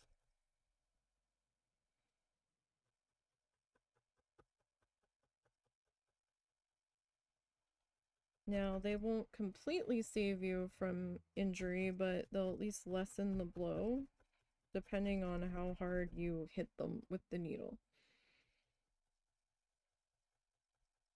Because I have managed to be at just the right angle, in just the right spot at times, where I've stabbed through it. But at least I didn't have a needle go all the way through my finger, because these needles have barbs on them, so you want to be careful with them. I've got these little notches cut in, and the notches are there so they can grab the fiber and shove it through the other layers of fiber, and it just kind of tightens everything up.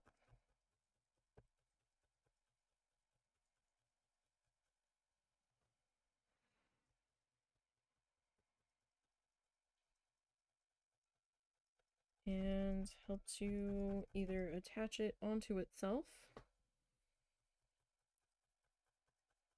or onto another piece of fabric, right? Because you're marrying those fibers together.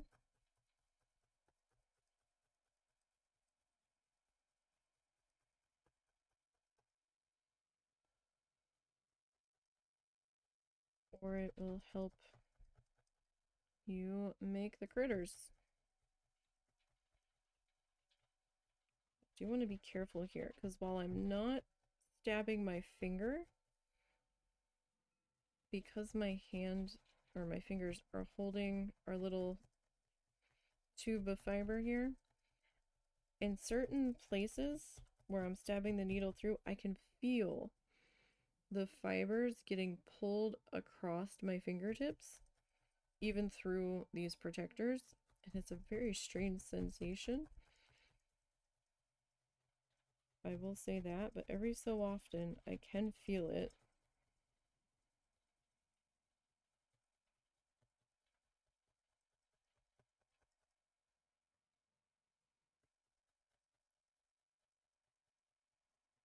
So we just have to be a little bit careful here. Now, some people don't bother with the finger protectors. I always have to hold my breath when they don't, because I'm like, oh god. But then again, maybe they're just better hand-eye coordinated than I am.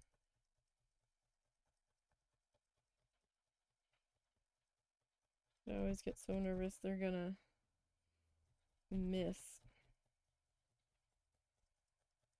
and accidentally have an accidente.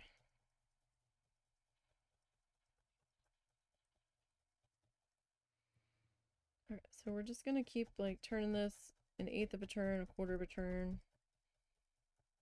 So we want it to be slightly rounded.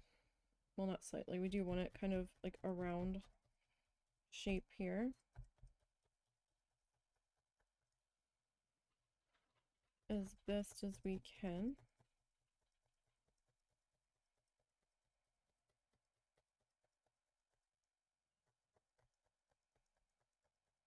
And I don't want to just sail through here because we're right up against our fingers. So I'm going to go a little bit slower because I have a habit of stabbing myself even through these things. The worst injury I've had with these, even with the finger protectors on, has just been like a tiny pinprick that's bled a little bit, so no worse than if I was like trying to do cross stitch or something. But that doesn't mean a worse injury can't happen. And these guys, even though this tip is pretty small, this needle gets much thicker as you go down. And it's not like you can just slide it through your finger on your own. There's a little L bracket at the tip of these that works as either its own handle or a way for it to stay in a wooden or plastic handle. So you're not going to be able to slide that through your finger without causing more damage. And I wouldn't recommend ripping it back out the way it went in if it goes in too far. So definitely be careful. And this is a newer needle. Well, it is a brand new needle that we're using since we broke the old one last week. So, oh, let go. So again, be very, very careful. Pay attention to where your fingers are. Don't zone out too much while you're working with these things.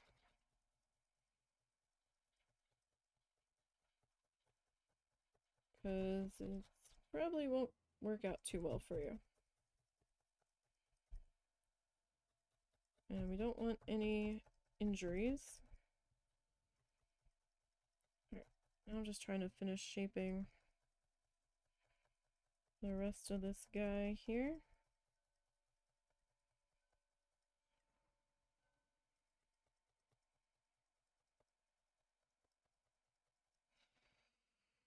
Alright, how big are you?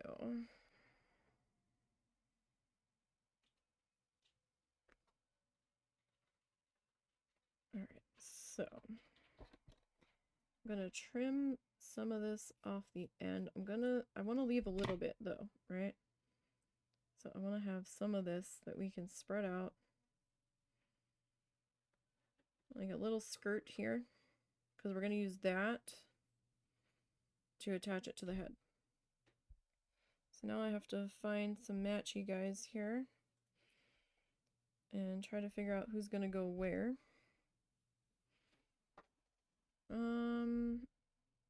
That looks pretty good there. Okay. Give me 1 second. Just grab some of this fluff here. Now you can also come back in with a razor, like a shave your face, shave your leg razor, and clean or try to clean some of this surface stuff off. I just want to grab a little bit there. Look, we've got glitter on our mat too. Glitter's everywhere. Okay. Oh, hold on 1 second, you guys.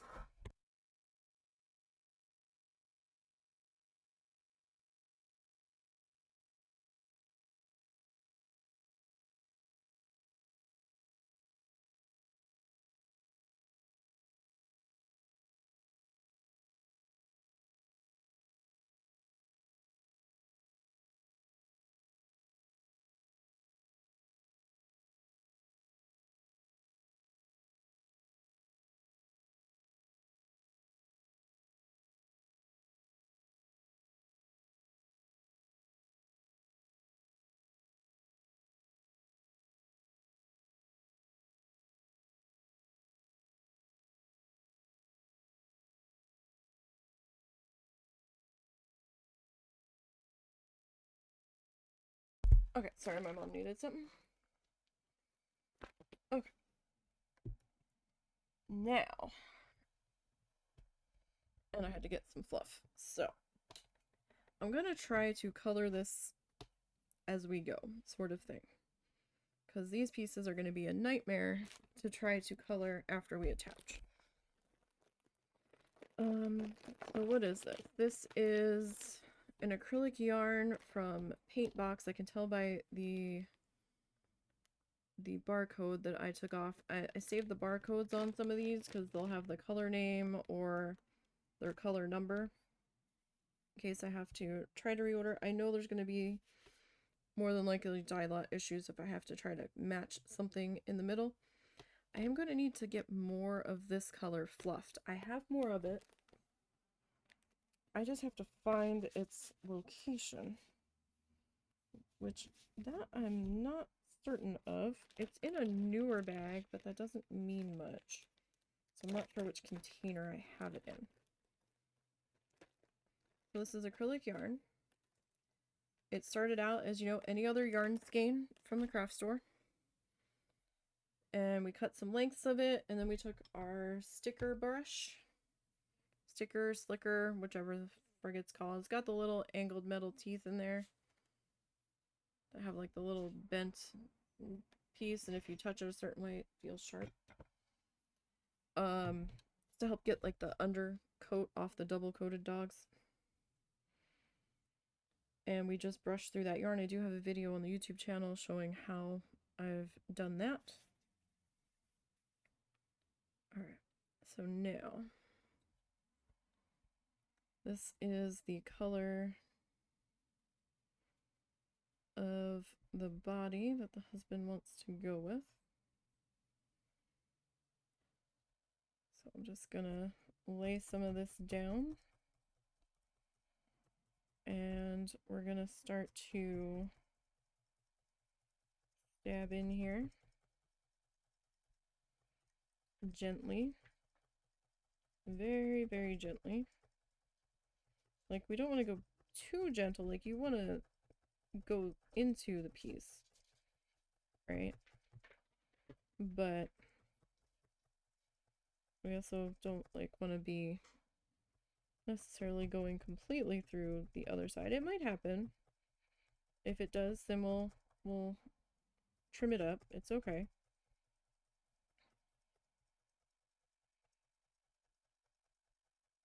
but we're gonna slowly start to get this worked onto here. I wasn't sure if I wanted to wrap it or if I just wanted to like kind of lay it onto here. Wrapping it might have distorted our shape a little bit, but the wrapping method might have been the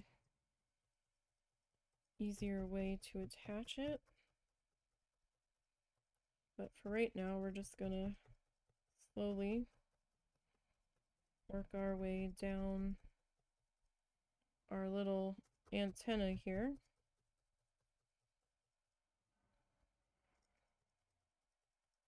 And start to get this color put in. Now this is a very light pink, so it might be hard to see. We should have went with candy floss. That probably would have been better. We were having a quick debate on what color pink he wanted. He goes, I don't know. You're the one making it. I'm like, yeah, but I want it to be the color you want it. He's like, I don't care. It's like something light pink. This actually looked lighter in the bag than it does folded up on itself.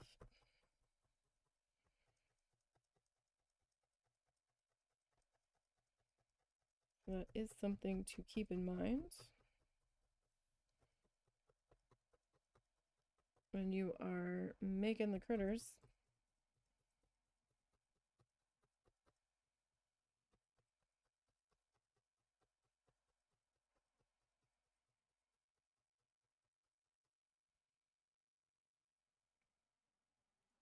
Okay.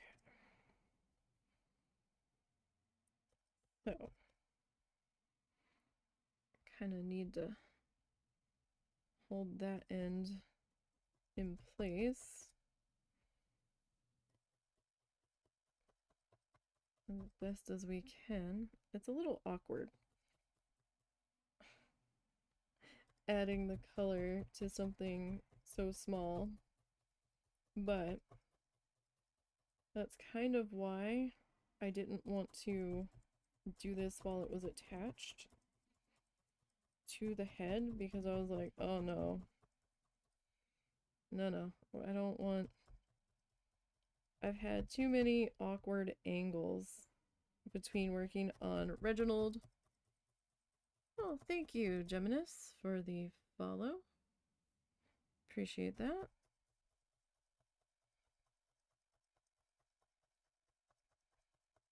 We've had too many awkward camera angles trying to attach the color from time to time.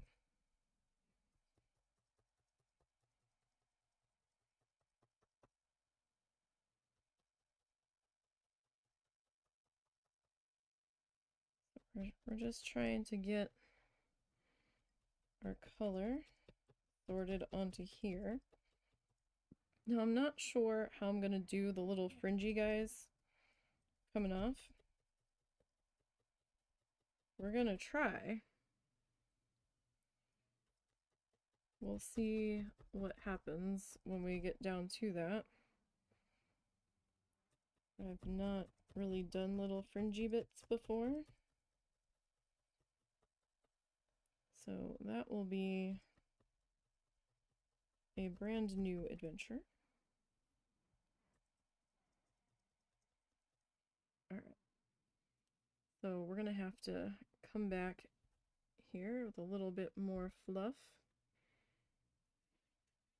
Gonna try to layer it up on itself just a little bit. Another needle felter. Was looking for motivation to work on my own project that I'm definitely not putting off. Love the axolotl. Well, thanks. I hope you find that motivation. I've never made an axolotl before. This is for the husband's Christmas gift. We're trying. I don't normally do creatures. I usually do flat, like needle felted paintings, essentially. Like landscape stuff. Once in a while, we'll bust out a critter. I was actually planning on trying to do a flamingo, but we didn't have time before Christmas gift making season kicked off here. And I know we started it a little bit early, but this guy was going to take some time. And especially when I'm not sure what the heck I'm doing with him. So I needed some time in case I messed him up. But you know, we're giving it a go. Creatures definitely aren't my comfort zone.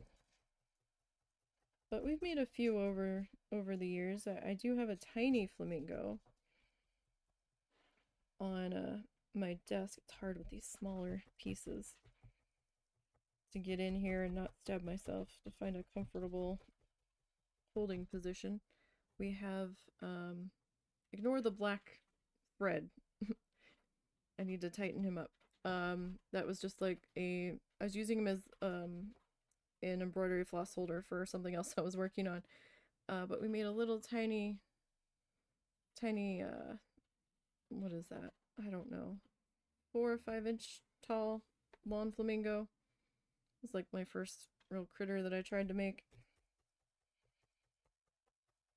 And I've made bigger critters than that. The husband got a foot tall, or maybe just under a foot tall. I tried to make a lizard folk D&D character that he had a concept for that he never really got to play because the game fell through. And he was so excited about that character. So I tried to needle felt that into life for him with my own little twist on it. And that was Sir Reginald the Third, I believe. Sir Reginald Forktongue the Third, I think. The archive of that attempt is on the YouTube channel. Probably on the needle felt playlist. More than likely, I think I put it on there. And then last year we made him a how do I want to get in here? We made him a original creature that was cobbled together from imagination and us just kind of goofing around. He has anxiety and depression issues, and I was messing around, and he was having a down moment or down day, and I was like, uh-oh, the Chungosaurus is coming. And we decided that it was part turtle, part like brontosaurus, part cat. And I was just like kind of making like half cat, half dino noises at him, like trying to crawl on top of him because he was laying on the bed, and I'm just like, wow. He started laughing, so we called it the Chungosaurus. So we kind of brought that to life in a needle felted statue last Christmas. That took forever. Oh, that was my finger. See, gotta be careful. I need a whole glove of this stuff instead of just on 2 fingers. I always get my finger in the way.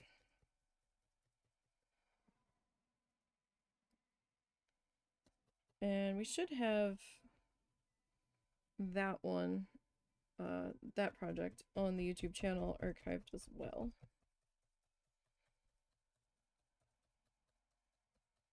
Along with various other landscape needle felted things that we've done.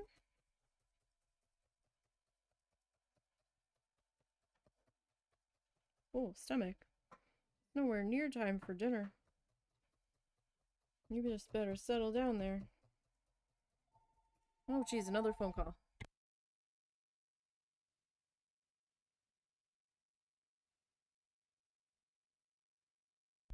Okay.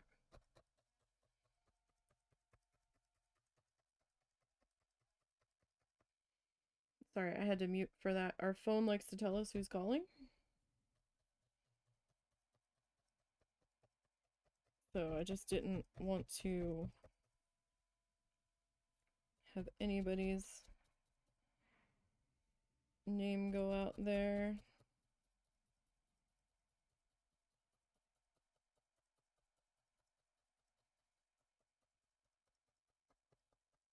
That and the ring's really loud.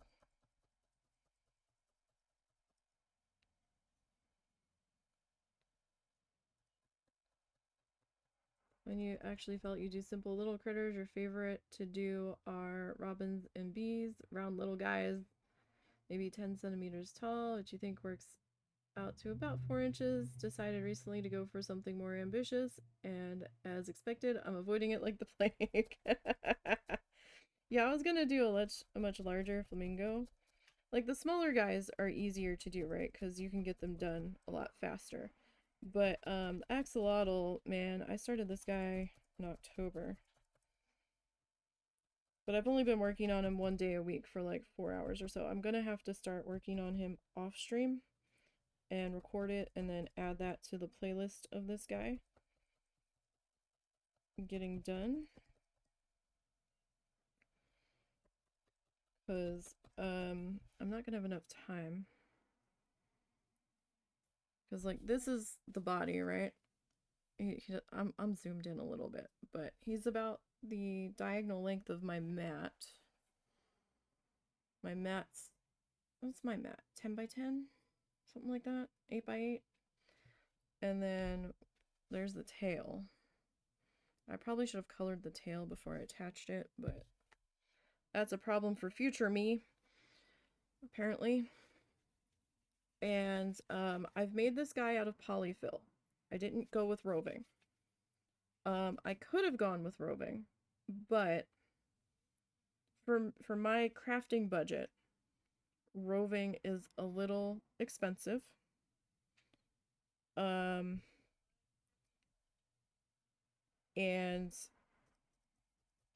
I was just like, oh, I don't do critters that often. If I did critters more often, then I wouldn't have even flinched at it.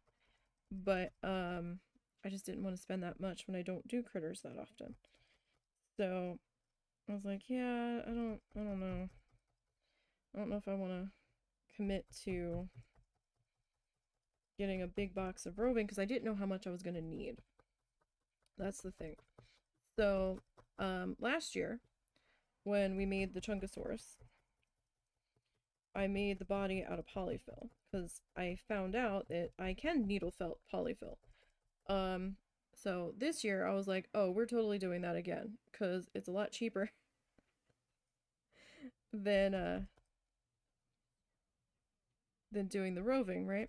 Although the roving would probably be able to be worked a little bit faster. Since it sticks to itself a little bit better. But I was like, nah, let's go the polyfill way. Let's see if it's even possible. And it was. And I managed to get the polyfill stiff enough on its own, with enough stabbing into it, hold still, that I was able to get it to mostly stand up without armature wire. Now this guy doesn't really need the sorry, I'm having a hard time holding on to him. Holding on to these little things. He doesn't really need the armature wire because he's going to be mostly sitting on his stomach. We still have to make his leggies. We haven't made the leggies yet. But you bought a big ball of roving back when those huge arm knitted basket things were falling out of fashion, and it's only recently run out, and you're not sure not sure whether you regret the purchase or not. I don't know. I mean, it's good to have for some things. Like, I have a little bit of roving left, but it's like purple and like jewel tone kind of colors, and I could have used that for the base of this, but I just didn't think I had enough for the size I was gonna do. Now I don't color this in roving either. I have a little bit of roving left from like a multicolor shade set that I got off of Amazon. But I'm actually using acrylic yarn. But the acrylic yarn's a lot more in my budget. A lot more budget friendly for me. It does take a little bit more prep. But this guy's just being stubborn with, because the fluff, the colored fluff is loose on here, so I'm having a hard time holding on to him. But we've done quite a lot with the acrylic yarn, and I haven't had to replace any colors yet, which is helpful. So I've been able to have quite a large color library at my fingertips, if you will. Then like we actually started out this crazy adventure needle felting along with Bob Ross tutorials. Yes, we are attempting to make an axolotl. We are working on the little head antenna things at the moment. It's a Christmas gift for my husband that we are working on at the moment. So I actually started out trying to needle felt along with Bob Ross because I hadn't seen anybody do that specifically. I've seen plenty of people follow along with paint, acrylic paint. I hadn't seen anybody do it with watercolor yet though.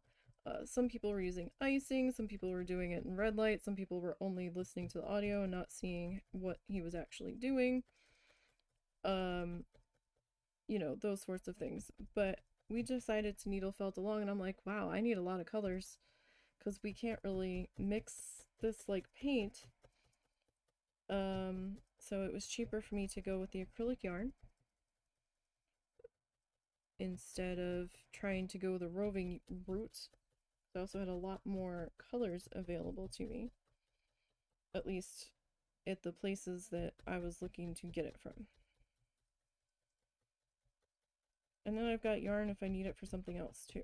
So, because I cut the lengths that I need, and then I brush it out with the little pet grooming brush. And I fill like a little Ziploc bag, like a sandwich size Ziploc bag, and then as I run out of it fluffed, then I go back and fluff more. So I don't fluff the entire ball of yarn in one go. That would be an incredibly large amount of fluffed yarn storage we would need.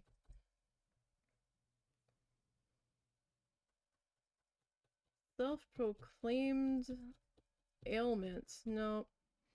You guys, you need to fix your bots or your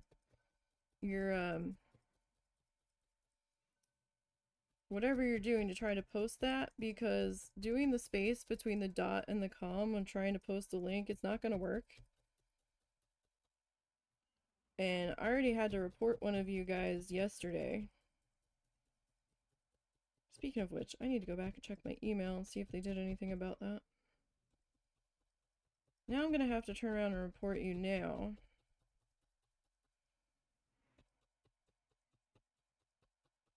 Because I think the husband's busy out working on something.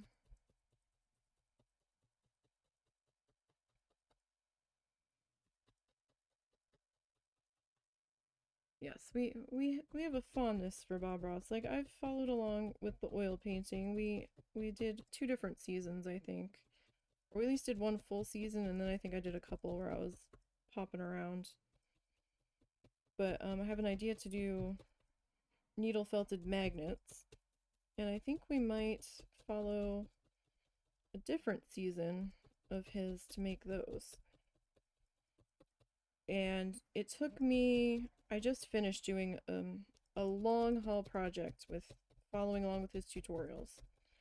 So it took me like 2.5 years because of only having like 2 days sometimes one day a week to stream working on that, where I needle felted along with all of the tutorials from season 3. And we did 8x10, approximately 8x10 landscaped versions, needle felted landscaped versions of his stuff. So it definitely took a while. But we did finish it. We did do all 13. I was originally thinking like there was a couple that I was going to skip, but then got talked into not skipping them and trying them anyway. Not real happy with how the cowboy episode worked out, but I don't think I had quite enough shades of red in there. That was a difficult one though. It was so much of the same color.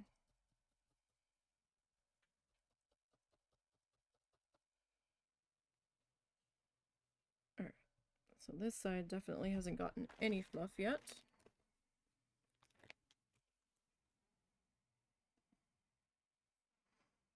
Alright, so I'm just gonna pull this to the side, and this is, which is this one? This one is Simply, no. Simply, is it Simply? No, Simply Chunky, sorry.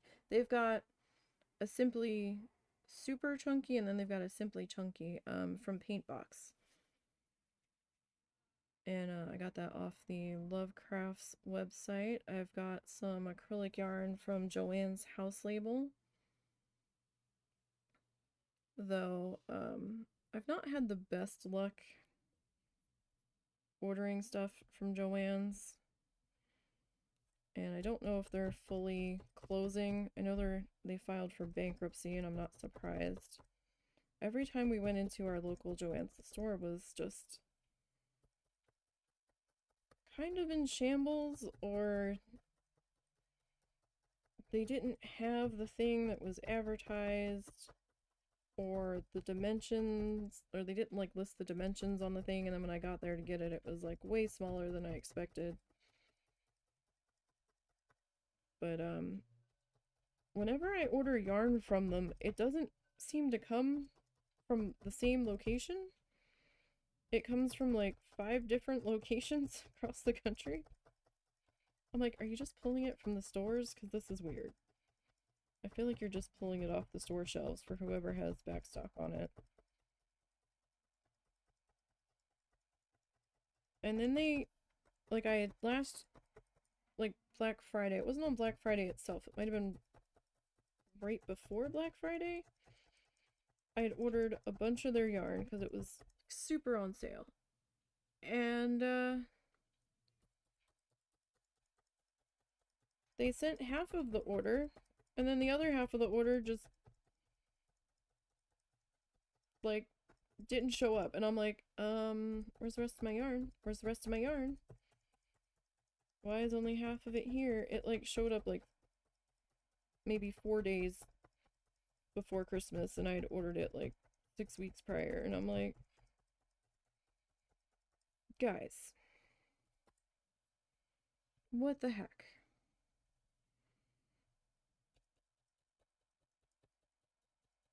I mean, I didn't need it to finish a specific project. I guess if I had, I would have been completely out of luck, but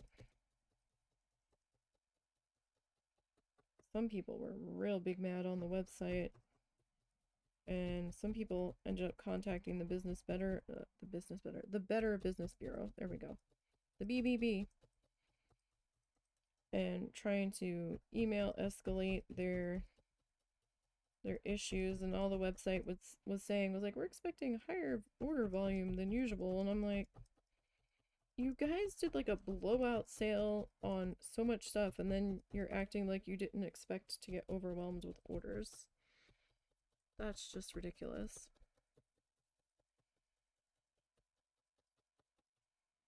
Alright, so we're just making sure that we've got our pink attached here. I still have to add a bit more to the tip down here. I can still see some of the polyfill poking on through.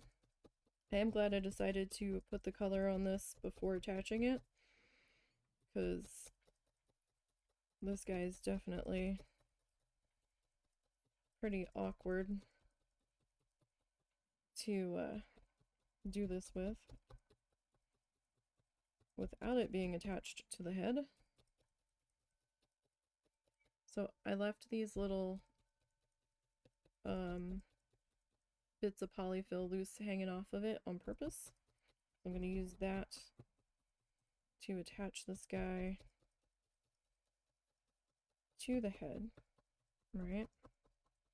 I'm going to have a little bit of area near the base that's not going to end up being fully covered, but I figure that might not be so bad to attempt to patch or to add some little bits to it, right? Just to kind of smooth over that section. Alright, so just want to make sure we are attached with our color down in here as best as we can be before we go too far. Now I could have made it out of the color on its own. It would have used a lot more yarn. And then I probably would have had to buy another couple of balls of this yarn. Paintbox has been having some issues keeping their stuff in stock on Lovecraft's website lately. Every time it's been on sale, the price has also gone up a bit. For like the non-sale price on it, but every time it's been on sale, I'm like, oh, maybe I can grab a couple of the colors of it that I was missing, that I've been wanting. And for months, the same color has been out of stock. And I'm like, how? How is this color still out of stock? Like, what the heck? I mean, I'm glad I didn't need it to finish a project. That would have been all sorts of problematic.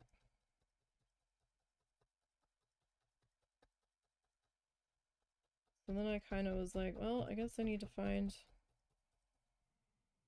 a new yarn supplier. So then I begrudgingly went back to Joann's.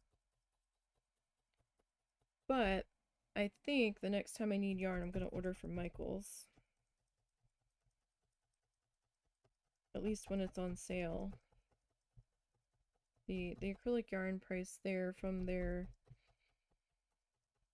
Like, it doesn't have to be anything fancy, right? So, you think this ball of roving has been in open storage too long that it was so annoying to split off? Jeez. But yeah, I've got like a entire, what used to be a doorway in our house that got, somebody I guess didn't want the doorway there and they covered over it. And they stuck shelves in the doorway. So I've got like 2/3 of that space filled with string nailed into either side of the door frame. And it's just like a huge clothesline of Ziploc bags attached to it with fluff. I think I've got maybe 60 to 75 colors of yarn. Didn't think there was quite that many different shades of yarn, but silly me, there certainly are. That's why I much preferred going the yarn route instead of the roving route, because there was a lot more colors available that we could just kind of let the imagination play around. and try to figure things out.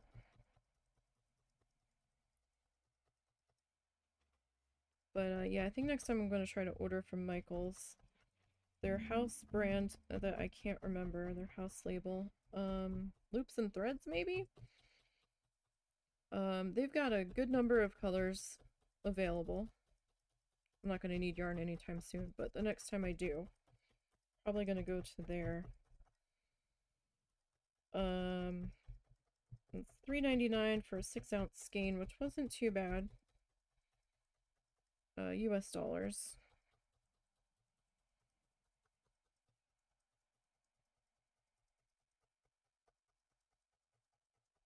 So I was like, I can swing that, and then when it's on sale, that's fine. Alright, so I'm just trying to get the tip of this antler antenna. This is not really an antler. What are these things called? I don't know that much about axolotls. I know they're pink, and my husband has like 2 stuffies of them sitting up on a shelf. And they live in water. That's pretty much all I know. But, yeah, we're just trying to get this tip covered up here without losing too much of our shape. So even though it was a little bit harder to get this attached, I think the laying it on instead of wrapping it around was probably the better way to go, because then I didn't have to worry about it deforming when it grabbed itself through the other side. Alright, because I've had that happen before. When I was doing a wraparound cover on a leg. And I'm like, oh, what happened here? Then I had to try to fix the leg.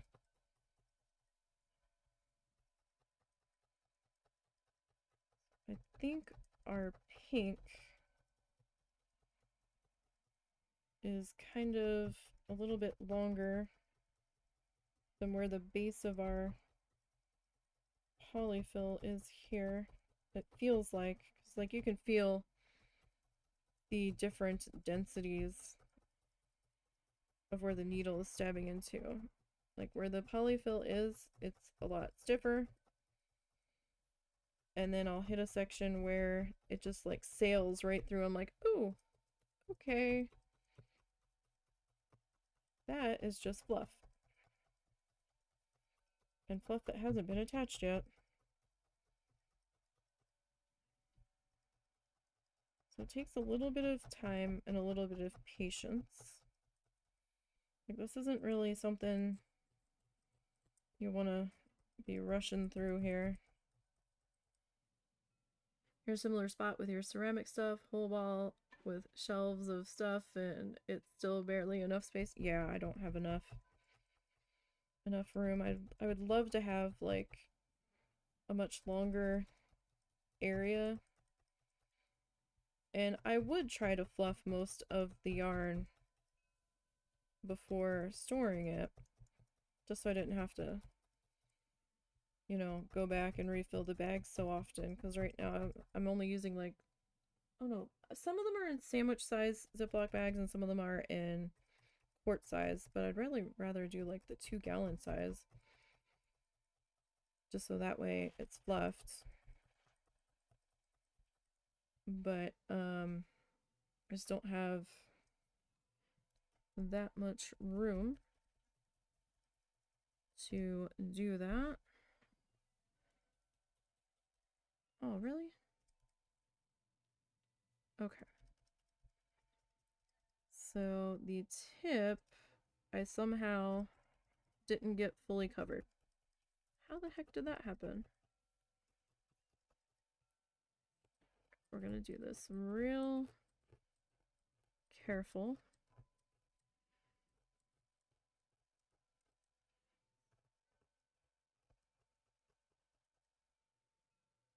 Oh, that's probably good enough.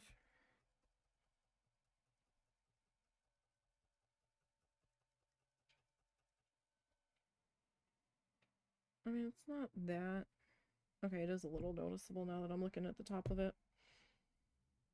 I'm like, no, that's not bad. Yeah, no, it is. Okay. So, just gonna get a little round tuft here that we can just kind of sit on the top carefully, or as carefully as we can. I can stab this into here. No idea how short this guy got after adding our pink to it, so I'm gonna have to wait to attach these guys to the head until we get them all done. I don't want to have somebody grossly out of shape here, or grossly short compared to its counterpart. But there's so many crafts I want to try. Like, I kind of want to get into stained glass now, or add that into my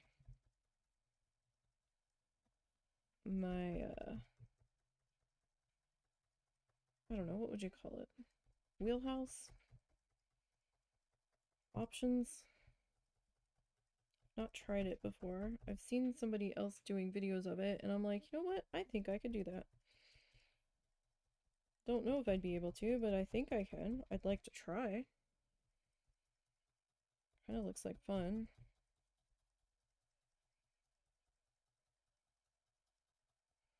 Something different to do. I don't have the space to do it where we're at right now, though, so it's gonna have to wait a while.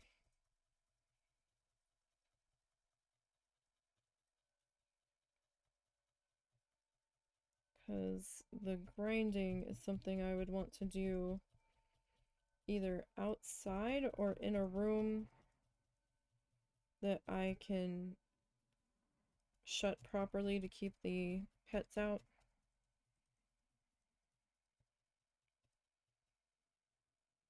But that would probably be a more warmer month activity if I ended up doing it outside.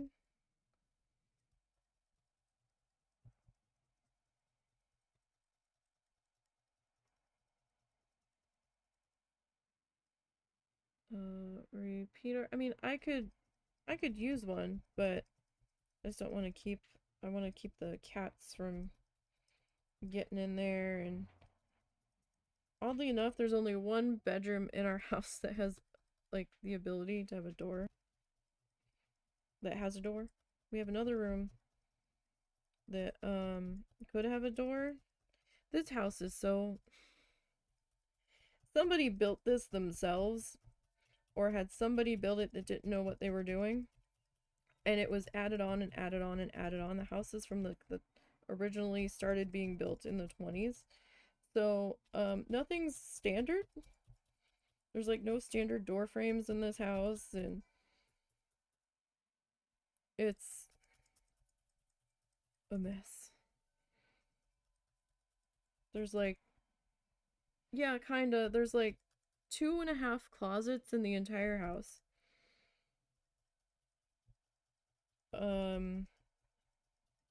It's just, it's odd. It's very odd.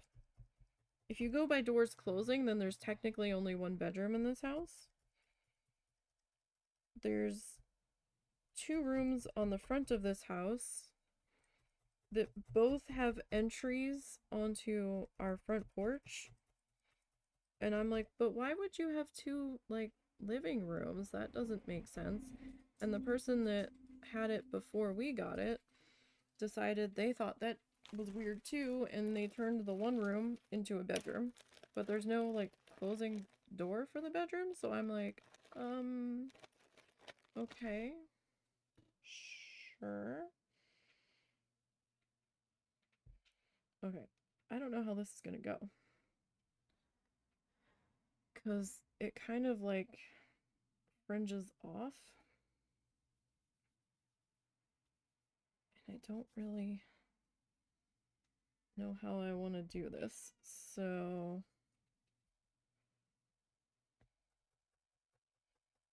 I do want to tighten it just a little bit because I think it's a little loose.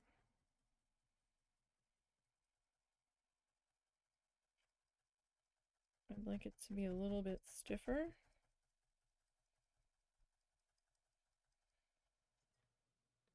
I don't know, man. So, like, we live with my mother-in-law, and my mom lives here too, and the husband, just due to a series of circumstances. So, it's technically a 1-bedroom, but technically a 2-bedroom. We have what used to be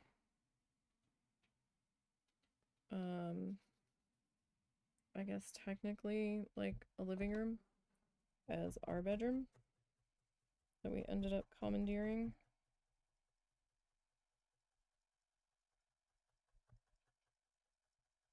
There was technically a dining room, but it's a really awkward size for a dining room. And at one point, I think there was a dining room table in there, and it was like hardly any room to walk around the table to get through it. So now it's kind of just like a storage catch-all space that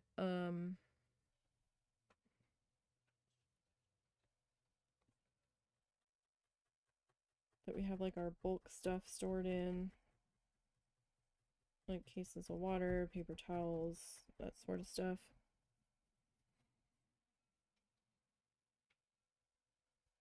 And then we have like the kitchen and laundry room off of those.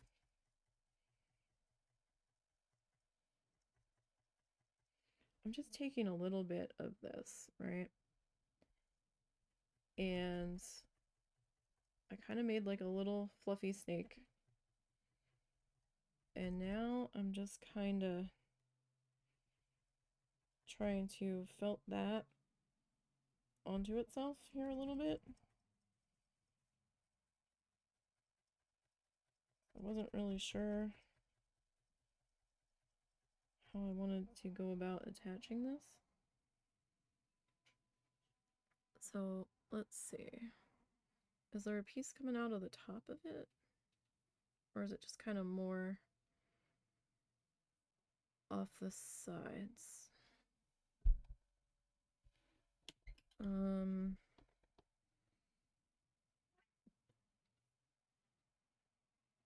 Let's see.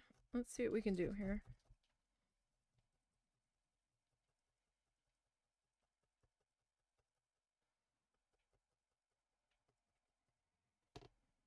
Alright, so I'm gonna try to kind of hold that out of the way, although my hands are in the way. Alright, we're gonna try to do this. My hand's gonna be in the way for a minute. Kinda. While I try to attach this.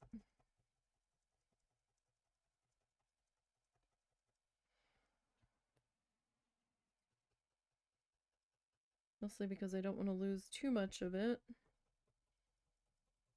to getting sucked into our piece here.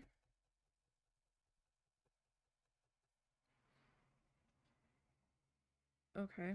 These tendrils will probably not all be the same length. I will tell you that much right now. I can try, but the odds of that happening are pretty slim.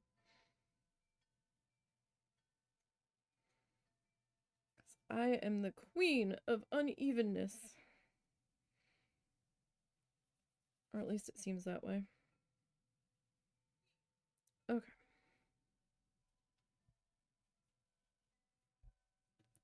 Let's see about getting this guy.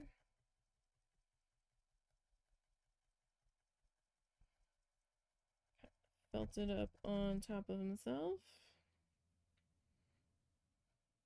This is always the hard part with working small and needing to do small little intricate detail pieces. At least for me it is.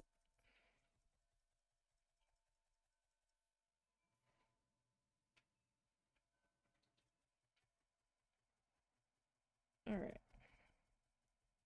Try to get this guy.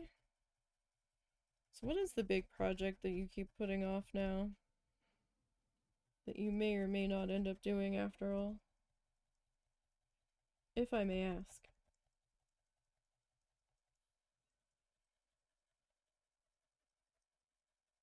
If you're still here. You might still be here. Alright. So I'm trying not to go too deep through itself here.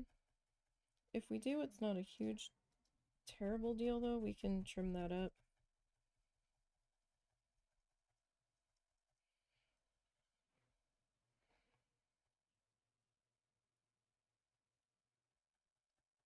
Alrighty.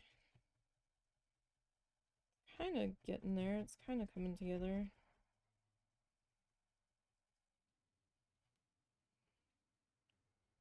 Kind of, sort of. I'm probably gonna have to trim that a bit.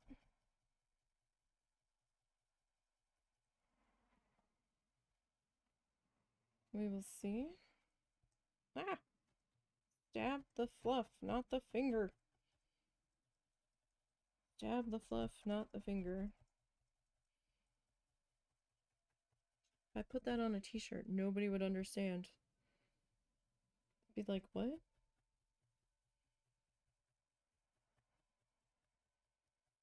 Needle felting reference, don't worry about it.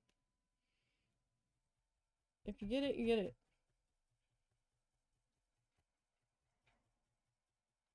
They would probably think it would mean something else entirely. Okay. So this guy's a little bit fuzzier. So I'm going to take my scissors. And I'm just going to try to... Are you not cutting? No, you're not. Alright. Get the other scissors. There we go. These scissors are cooperating.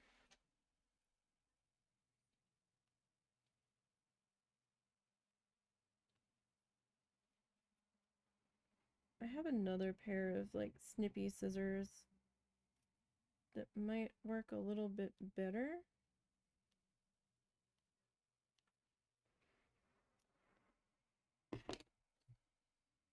But it also might not.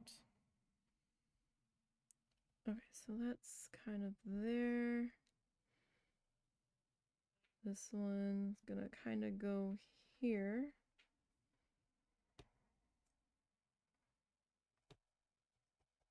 All right, let's try to get this guy dabbed into here.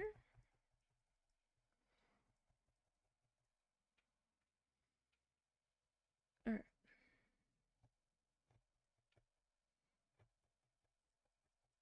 So yeah, that's totally not the same length, but we'll see.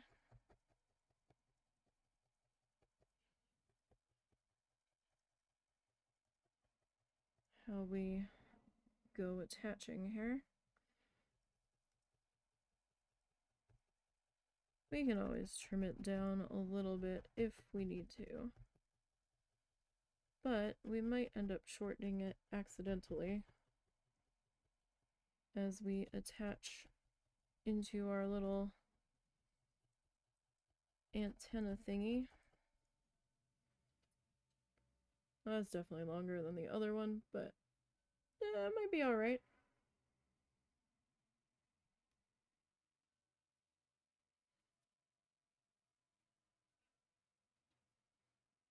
Might be alright.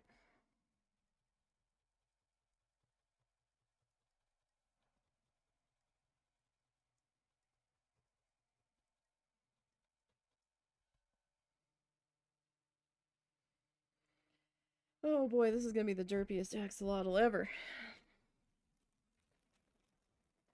What can I say? As long as the husband's happy with it, right?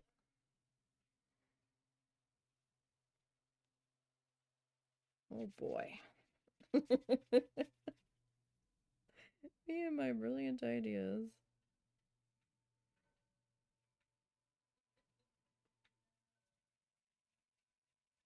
Okay. I'm gonna kind of fold that over a little bit. Okay. Next piece. Hey, husband.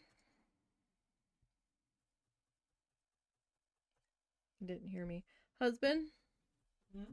How many of these little fringy things are supposed to be on these antenna guys? So there's like no real set number? I believe the actual critters have a total of 6. No, not 6 antennas. The fringies coming off of them. Oh, well, they're basically a fringe, so under normal circumstances, there would just be like a fuck ton of tiny ass ones. Hmm. They're basically gills. Okay. The little fringes are how they get everything, so. Really? On top of their head? On the side. Because. Oh, honey. What?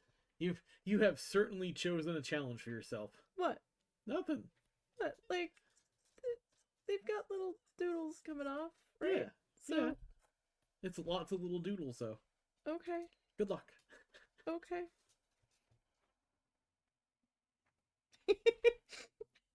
It's gonna look more like an alien. Oh my goodness. We're trying. Right? We're trying.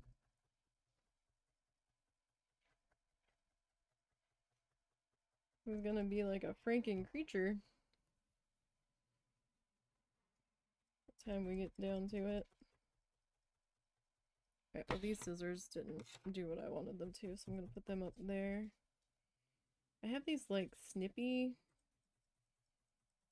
kind of shapy scissors. That might work a little bit better. Maybe.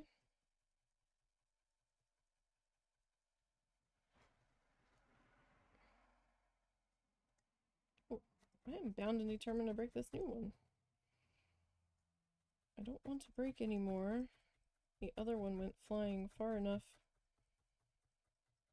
from me when it snapped last week. I really don't want to go on another needle hunt.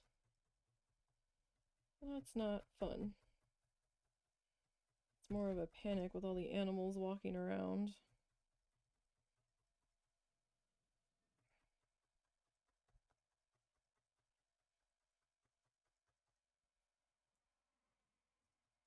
Alright. I don't know how tight I'm gonna make these guys. Right, because they don't need to be like super tight. I just kind of want them to be a little more manageable. Alright, get my brush put to the side. So I got these things.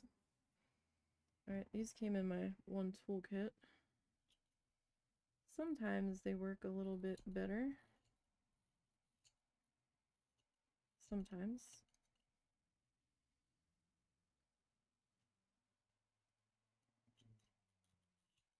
At least for getting the little fuzzy bits here. Just to kind of clean up the edges here. Probably should have did that over a tissue so I can find all the little fuzzes a little bit easier. Okay. That over there. Okay. So. Next attachment. Actually, let me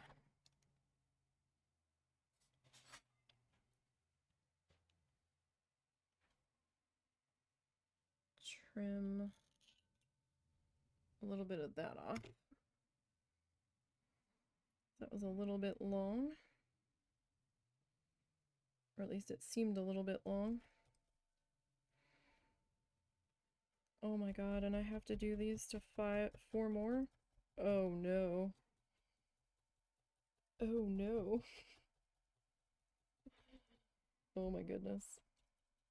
What have we gotten ourselves into?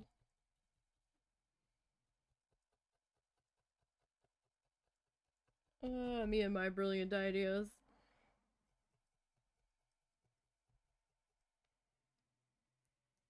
Alright.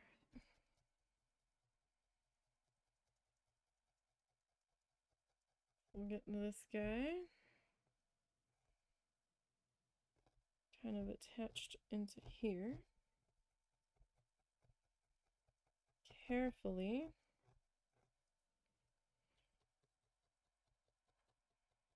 Watch our fingers that are down in there.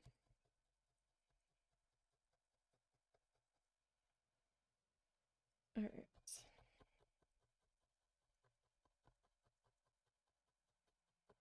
So we'll get this guy. I just want to make sure it's attached in there.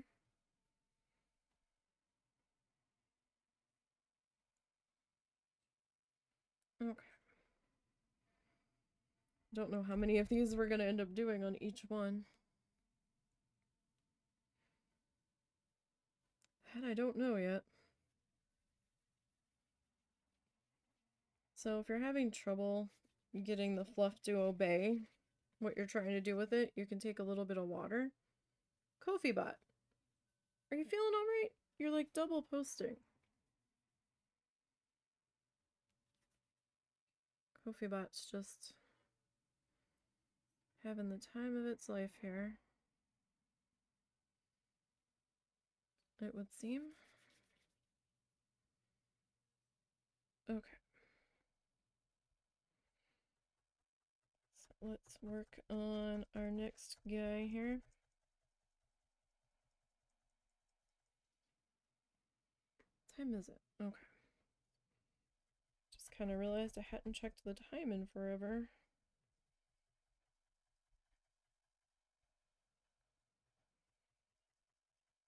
Oh. I mean, I can kind of see it starting to take shape here.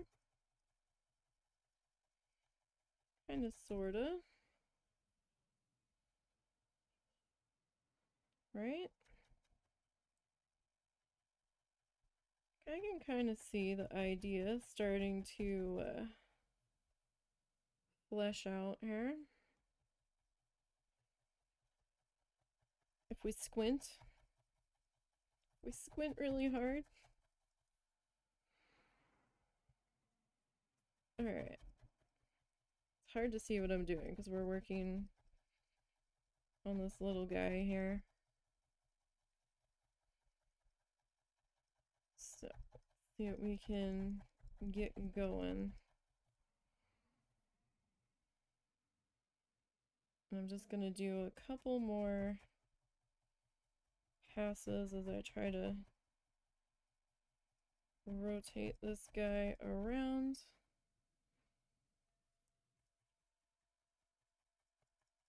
Try to clean him up a little bit. And then we'll see about shaping them a little bit better here.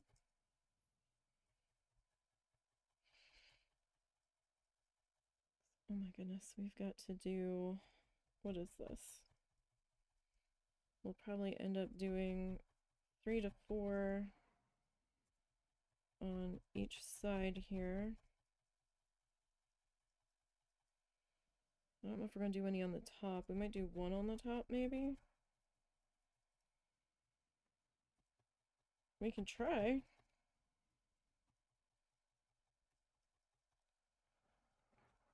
We will see. Okay. Getting this guy. Just trying to make sure that we are stiff enough here. That's the thing. Alright, let me grab a tissue here. So that way we can catch all of our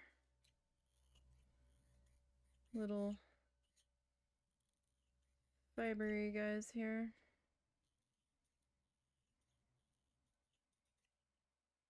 As we kind of try to trim off some of our more noticeable flyaways here.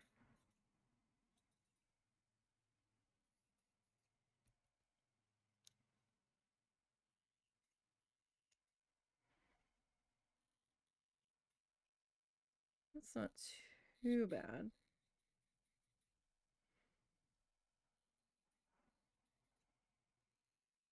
Okay. Take this over to here. That there. Alright. Next guy here. Oh, hold on. Let me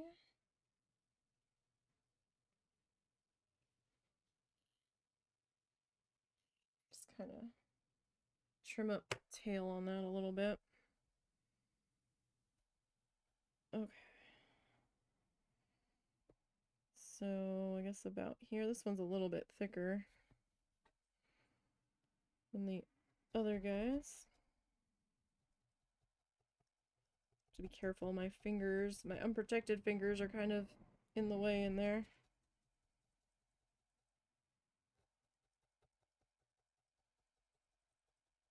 Alright.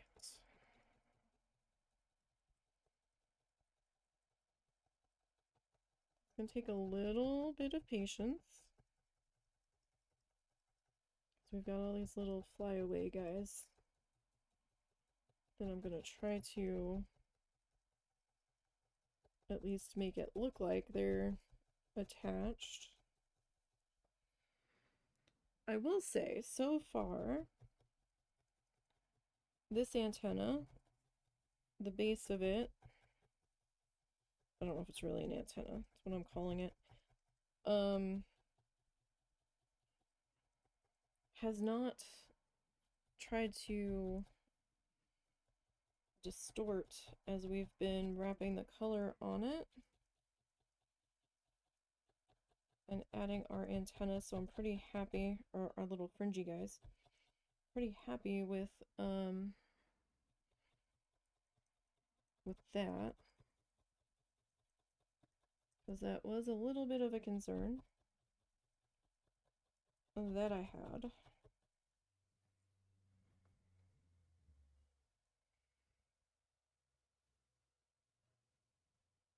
Okay, so at least 2 more, if not 4 more. Like, it's not great, but you know, for me making something, it's not bad. Alright, what color is this? This is raspberry pink.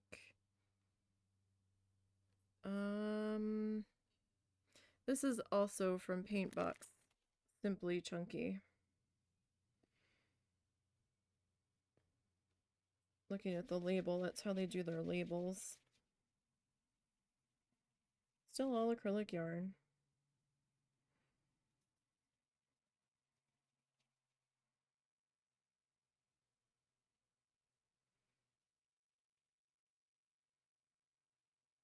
This guy's probably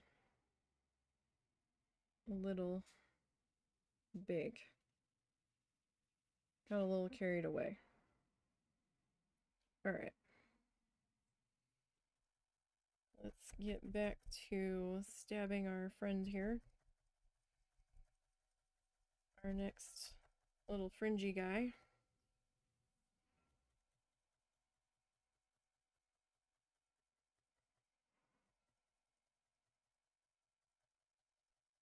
So it's not too... Now we still have to make the legs, right? We haven't done that yet. So what do you think? We're getting there. You're getting there. It kind of looks like a... It'll take you a bit, but yeah, you're getting there. It kind of looks like a antenna tendril thing. Kind of, sort of. Alrighty. This guy.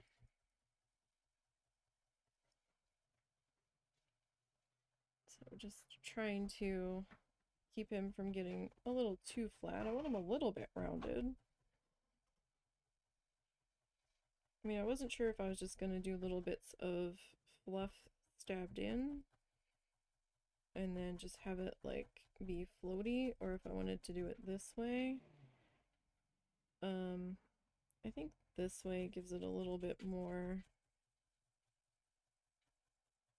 of a cute little character guy. I mean, we could have done it with the like the troll doll hair. I've not done that before. That probably would have been the easier way to go.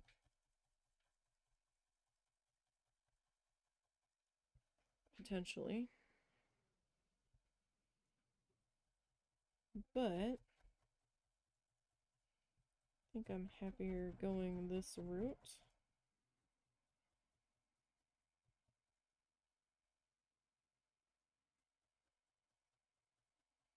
So I have to figure out if we're going to do one on the very tip. There might need to be one on the very tip.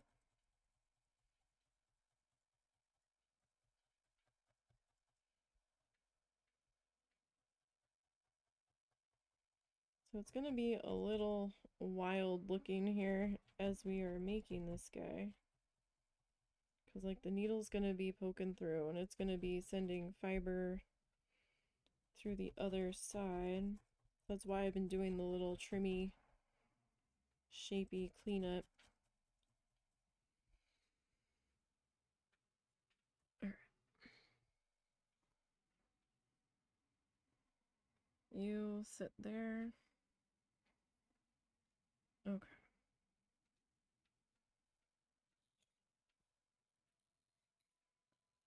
Just gonna gently try to shear down the sides here.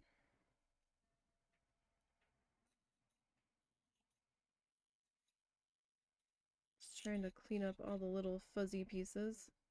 You want to do it carefully, right? So you don't want to cut into it too much and hurt your little tendril guy. Your little fringy guy.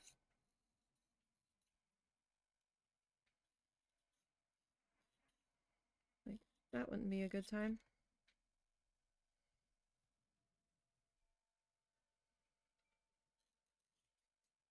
Okay, that's not too bad there. Hey, Zorts! How's it going? Good morning to you, sir. How goes it? How goes the waking up process? It goes. How goes it with you? Probably about the same. We are dabbing away on our axolotl friend here. Trying to attach our little fringy guys coming off our little tendril antenna, you guys. We've got a whole bunch of base antenna thingies here waiting to get their color. We got the head shape, I think, sorted. Probably could be a little bit taller. It's probably still a little flat, but we'll see what happens when we start adding the color to him.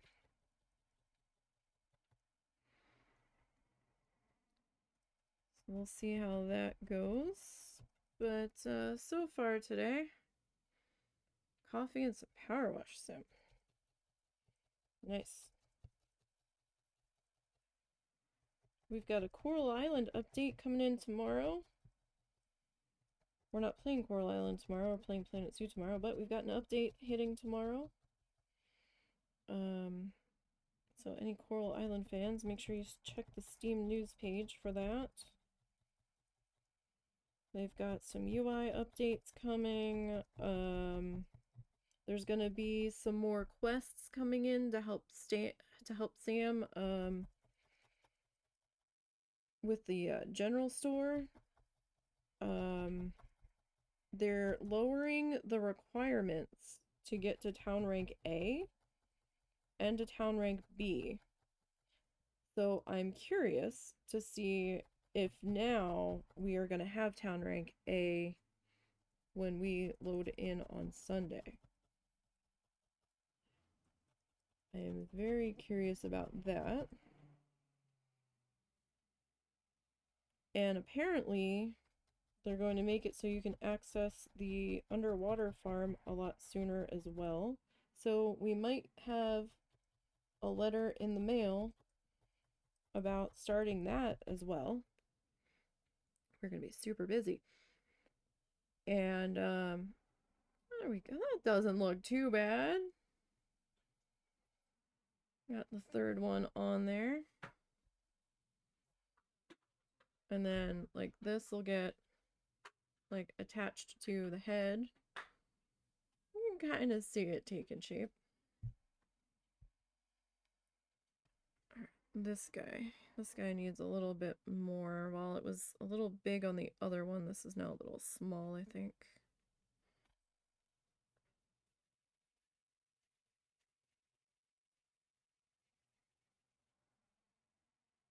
So I was not expecting to see anything about a Coral Island update at all, let alone dropping tomorrow. So I was like, whoa, what? What is this? And apparently they have finished programming multiplayer, and they are going to be in testing on that early next month. So I'm thinking maybe by January, maybe February, depends on how long they take off for the holidays, we might have multiplayer. And that's kind of exciting, because the husband has a copy of that already. So we might attempt to do a duo farm every so often. He's tried playing it solo and hasn't really gotten into the feel of it. So we'll see how he feels. We might try a duo farm off stream and see how that goes before we add it into the stream list.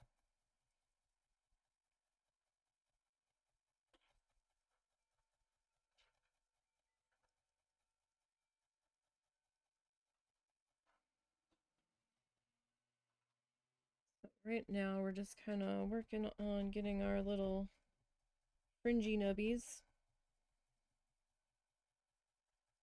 stiffened up here.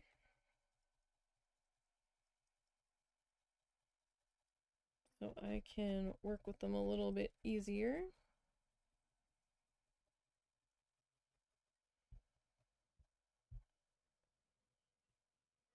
And I'm still getting...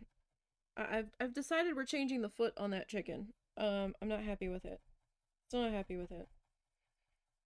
It just looks like some kind of weird knight armor boot or something, and so next week we're gonna try to rip off that foot and redo it. I'm not happy with it. I hated it this morning when I woke up and looked at it. I'm like, oh no. No, we can't let that go. My brain's just not gonna let me. So yesterday we were working on tissue paper art. A rooster for my mom. We got the background and sort of our shape painted in, and then I started work on the foot, and I'm like, we used a cookie cutter for our base, and the foot just, it's not right. So I'm gonna rip it off and redo the foot. Foot looks terrible.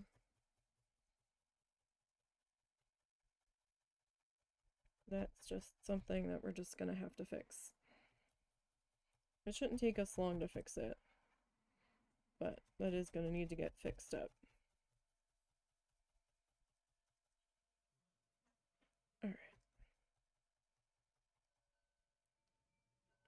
I've got gingerbread cookies I want to make this week, or at least one box of them.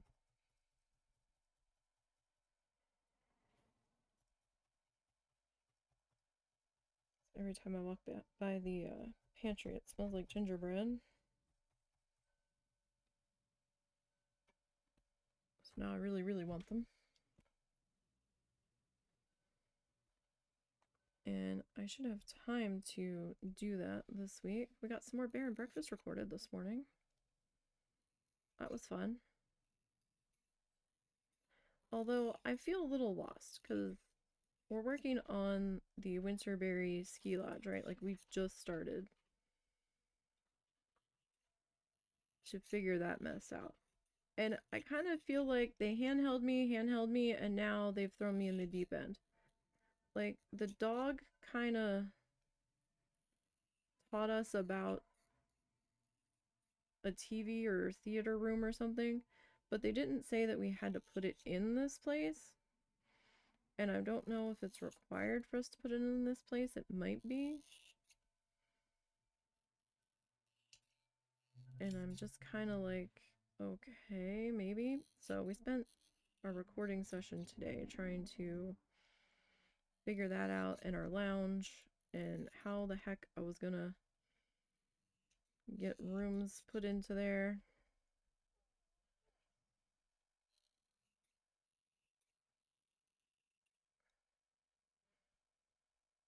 We're just shaping up and trimming off some of our more wild fuzzies coming off of this guy. All we're doing here. So are you off tonight?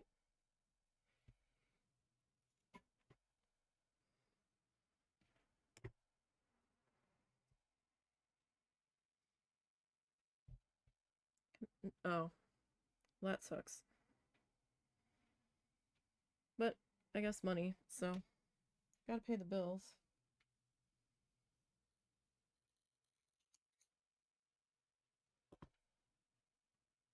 Did you ever get your car? Huh? I'm talking to Zorts. Oh, sorry. It's okay. You switched to the talking to Russell tone, and I wasn't sure what's up. Yeah, that time he hears me. Other times I'm like, husband, nothing. Because I only pick up the fucking tone of voice. Still shopping around.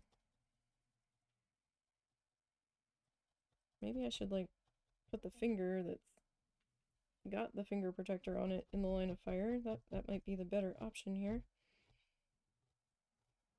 Sometimes my brain is like, oh, that finger doesn't bend properly with the finger protector on it. It must be injured. It must be like a band-aid. We need to keep that out of the way. And I'm like, no, that needs to be in the line of fire. If any of the fingers need to be even remotely near the line of fire, it's the ones that have the safety equipment on it, please.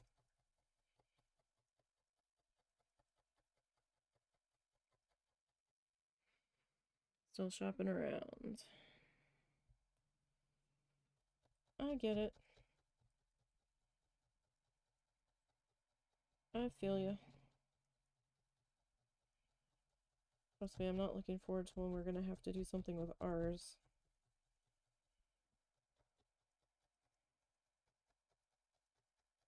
I think ours is a 2013 Corolla. It was not new to us. We got it used. I think it might have come off of lease or something, because there was some miles on it when we got it. But we've definitely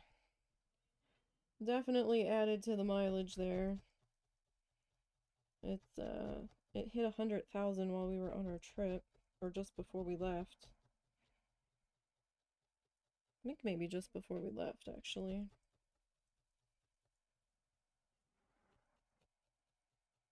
And we had a whole bunch of stuff start to get a little fucky with it. So I'm thinking maybe 3 on each side, and maybe we do 1 coming off the top. Maybe 2 off the top.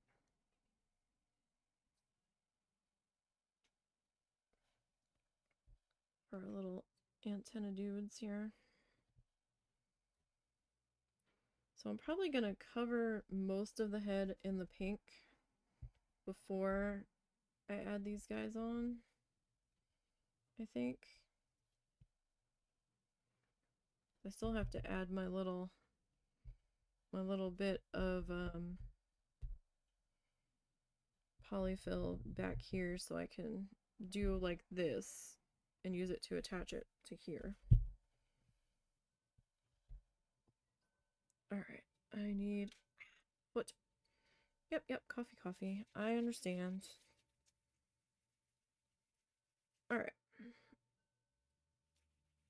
So let's try to get, oh, no, come back. All right, so if we do, I'm thinking we might have to do 2 more coming off of the top there. Like maybe angled in. We didn't do too bad today though. We got a little bit done. We got the head widened out a little bit more. And then we kind of smoothed out the top of it. So that was stuff that very much needed to happen. And then we got our little antenna guys made. Antennas, tentacles, antlers, whatever you refer to them as. Tendrils.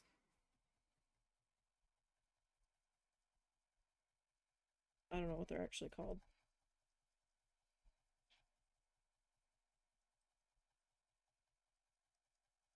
But we got 5 of those made.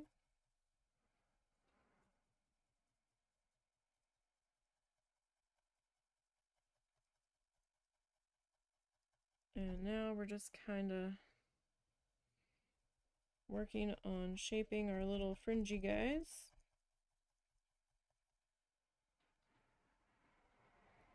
That we're going to stick on there. So we've colored the one, right? We've got the one guy all done up in his pink.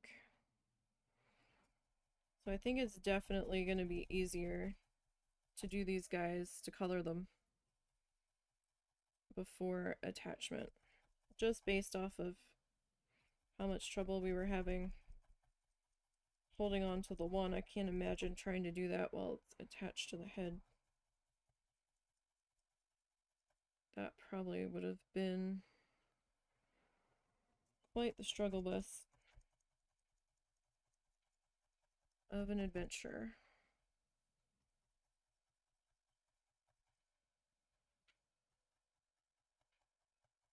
Alright, so this guy. We're trying to switch the mother-in-law's dog over to a different sensitive stomach food. So we don't keep getting woken up by her throwing up in the middle of the night.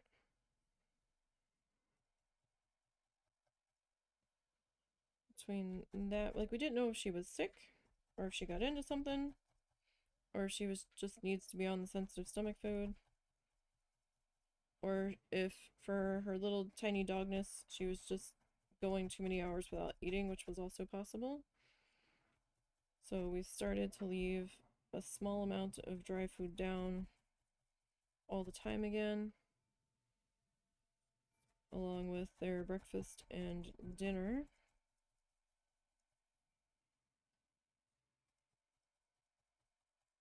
And we'll see how this goes. Because we just can't find the food that the mother-in-law said she was feeding her before. And the mother-in-law, when we asked her, didn't seem certain of what she was feeding her before. She told us like 3 different names of things, and we're like, yeah, okay. She swears it was this one particular company, but looking at the photos online of that particular company's food, it didn't look like it matched the little bit that we had left. So, I don't know, man.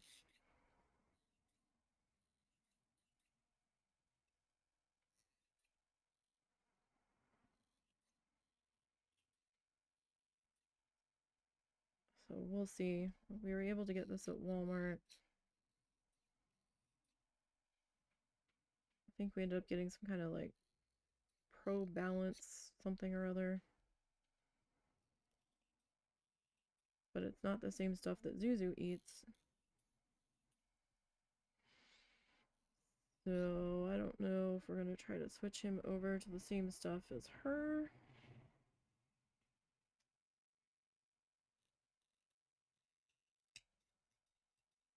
Or what?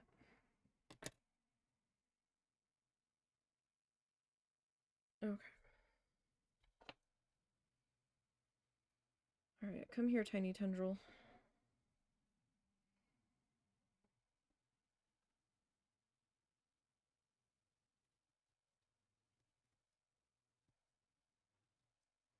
Alright, we're gonna have to be careful because we are working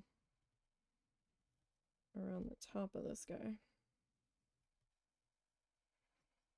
And I don't want to go through and stab thy finger. So we're gonna have to just be very delicate here. But yet, my hand's gonna be in the way for a second, sorry. So I'm kind of doing some longer stabs here. Just so we can try to get this guy attached here.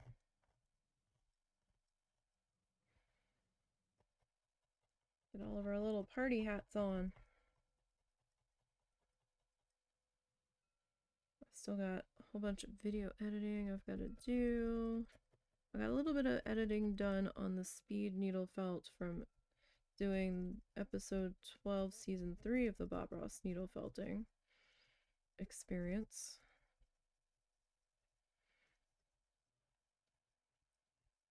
So I am still working on those. I'm sorry it's taking me forever to get those other ones out.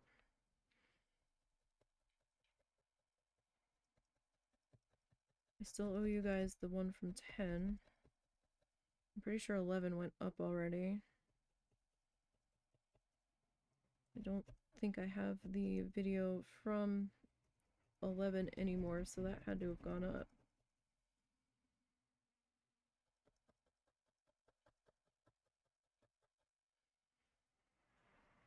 Okay, again, I'm just trying to be careful and yet make sure that we are getting this guy attached.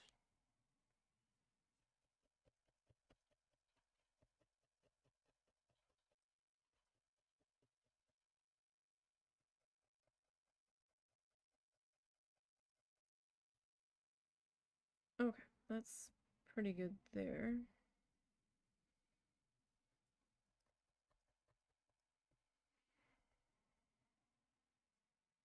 See if I can get that edge a little bit more attached there. Welcome back, sir.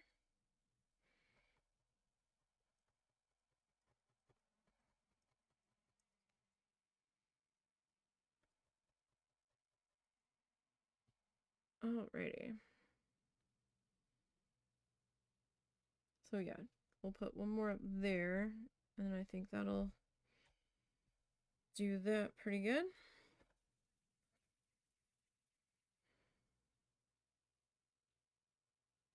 Alright. Let's see. Do you want to go one more? It doesn't need to be too thick. Alright, let's see. We might be able to Get him a little bit thinner there as we go.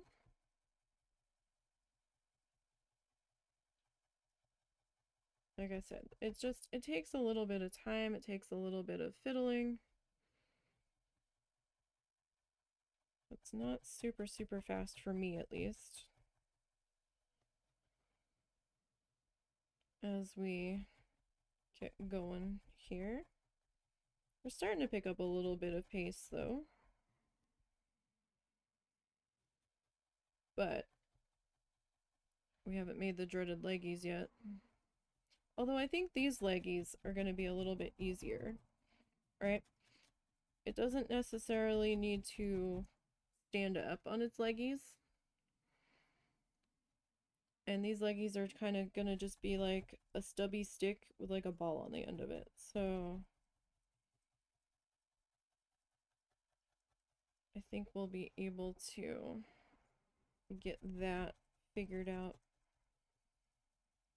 and put together without too much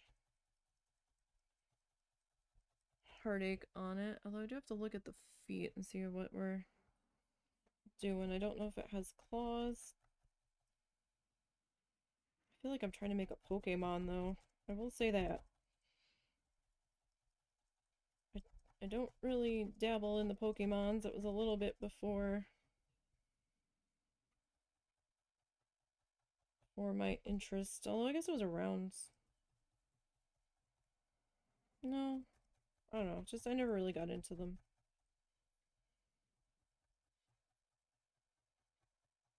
We were like the little Neopet kind of era, I guess. Well, I never had one of those either. Oh.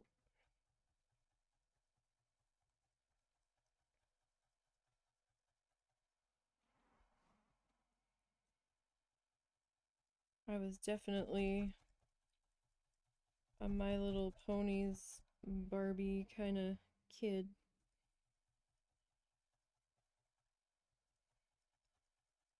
I had the Barbie RV.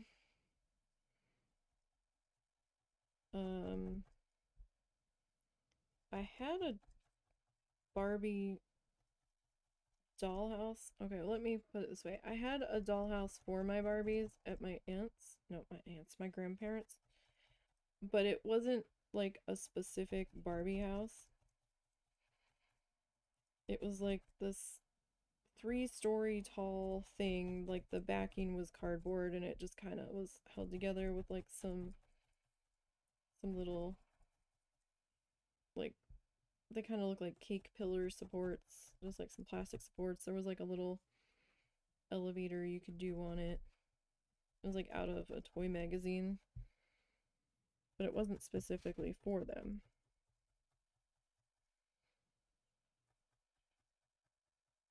Never had the Barbie limo though.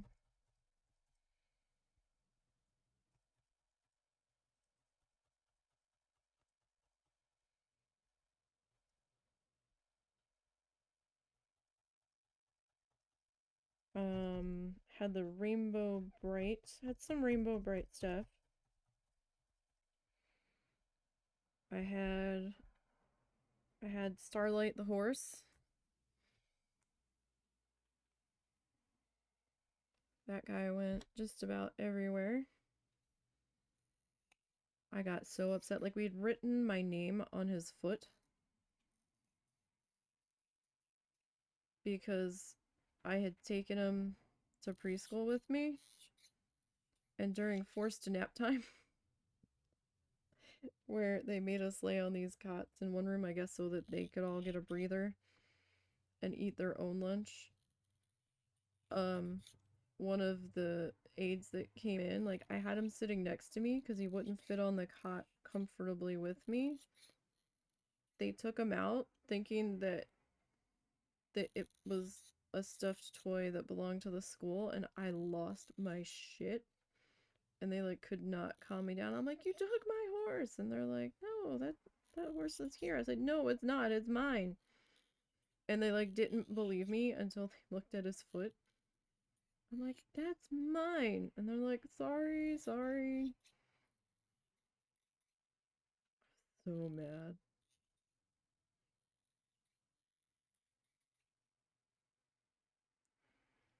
I don't remember much from that preschool, but I do remember that.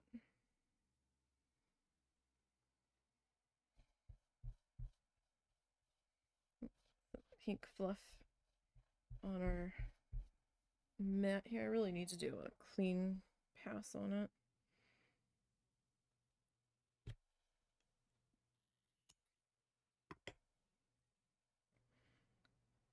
G.I. Joes and Transformers are all you needed. Like, I didn't have, like, I had, you know, coloring books and crowns and all that jazz. Alright, let's see if we can get this on here without attaching it to ourselves. But I always had to have, like, I was like a traveling circus. Or it was like a traveling circus with me because both parents worked, right? So it kind of became the age-old shuffle of what do we do with the child while we're at work. So during the summer, for the longest time, I was either at the babysitter's or I was with my grandparents, so the one set of grandparents, for the longest time. And then it worked out where the one aide that worked at the preschool that I was at then transitioned somehow to being an aide at my grade school at the kindergarten I went to. And then I guess she got tired of that and decided she was just going to babysit full time. So then my mom didn't have a problem with her, and then I ended up at her place like all of the time during the summer. But like at her house, there was like stuff to do. She had like crowns and things and all of that. But when I went to my grandparents' house, I would have to constantly be taking stuff with me to there to basically entertain myself. Because Sesame Street only went so far during the day and then I got tired of it. But then when I had to start getting carted to my aunt's house, when my mom didn't want to or didn't have enough money to pay the babysitter for a full week, then I had to take all kinds of stuff with me. Alright, so that's not so bad, right? I can kind of see it coming together. So then we have to work on getting the other guys slapped on there. So we got one antenna colored. We got the head shape kind of sorted. We might have to adjust the head shape after we get our guys attached. We'll see how that goes. But I think we're at a good stopping point. I don't want to start to put the fluff on a new one at this point. So tomorrow we'll be back and we'll be working on Planet Zoo tomorrow. Be working on our children's zoo. And oddly enough, the way it fell is that we're also working on an axolotl exhibit at the moment over there. Because we're doing like letters of the alphabet habitats and exhibits, and A for axolotl, so we already have an A for anteater, but we're gonna get the axolotl put in there too. But that's what we're working on tomorrow. So I thank everybody for popping in today and checking out the axolotl progress. Don't forget to follow all the socially links down below. There's links to the Ko-fi, the Instagram, the Blue Sky, because we're there now. I'm transitioning off of Twitter, X, Twitter, whatever the hell you want to call it. And we're starting to try to post more on Blue Sky. And we also have links to the YouTube channel. Most, if not, well, I'm going to say a good portion, most of the live streams are archived over there. So if you want to see the beginning of the Axolotl Mayhem, we've got that over there on the Nisey Needle Felts playlist. We've got painting playlists. We've got Planet Zoo. We've got the few times that we played Stardew Valley over there. We've got Coral Island over there. A couple of Diablo streams here and there. So, don't forget to check that out. And sometimes stuff does get posted that we're not streaming, like Bear and Breakfast, that I'm working on off stream. It's a cute game. I'm enjoying it so far. And we'll see how that series continues. I'm going to try to finish that series. I'm infamous for starting a game and then never actually finishing it, but Planet Zoo doesn't really have an end point unless you finish your park or your computer is screaming uncle because it can't take running that park any longer. But I am trying to finish Bear and Breakfast, so that's what we've got coming up tomorrow for Planet Zoo is the Children's Zoo, and then we won't be back till Sunday, and we'll be checking out those Coral Island updates on Sunday.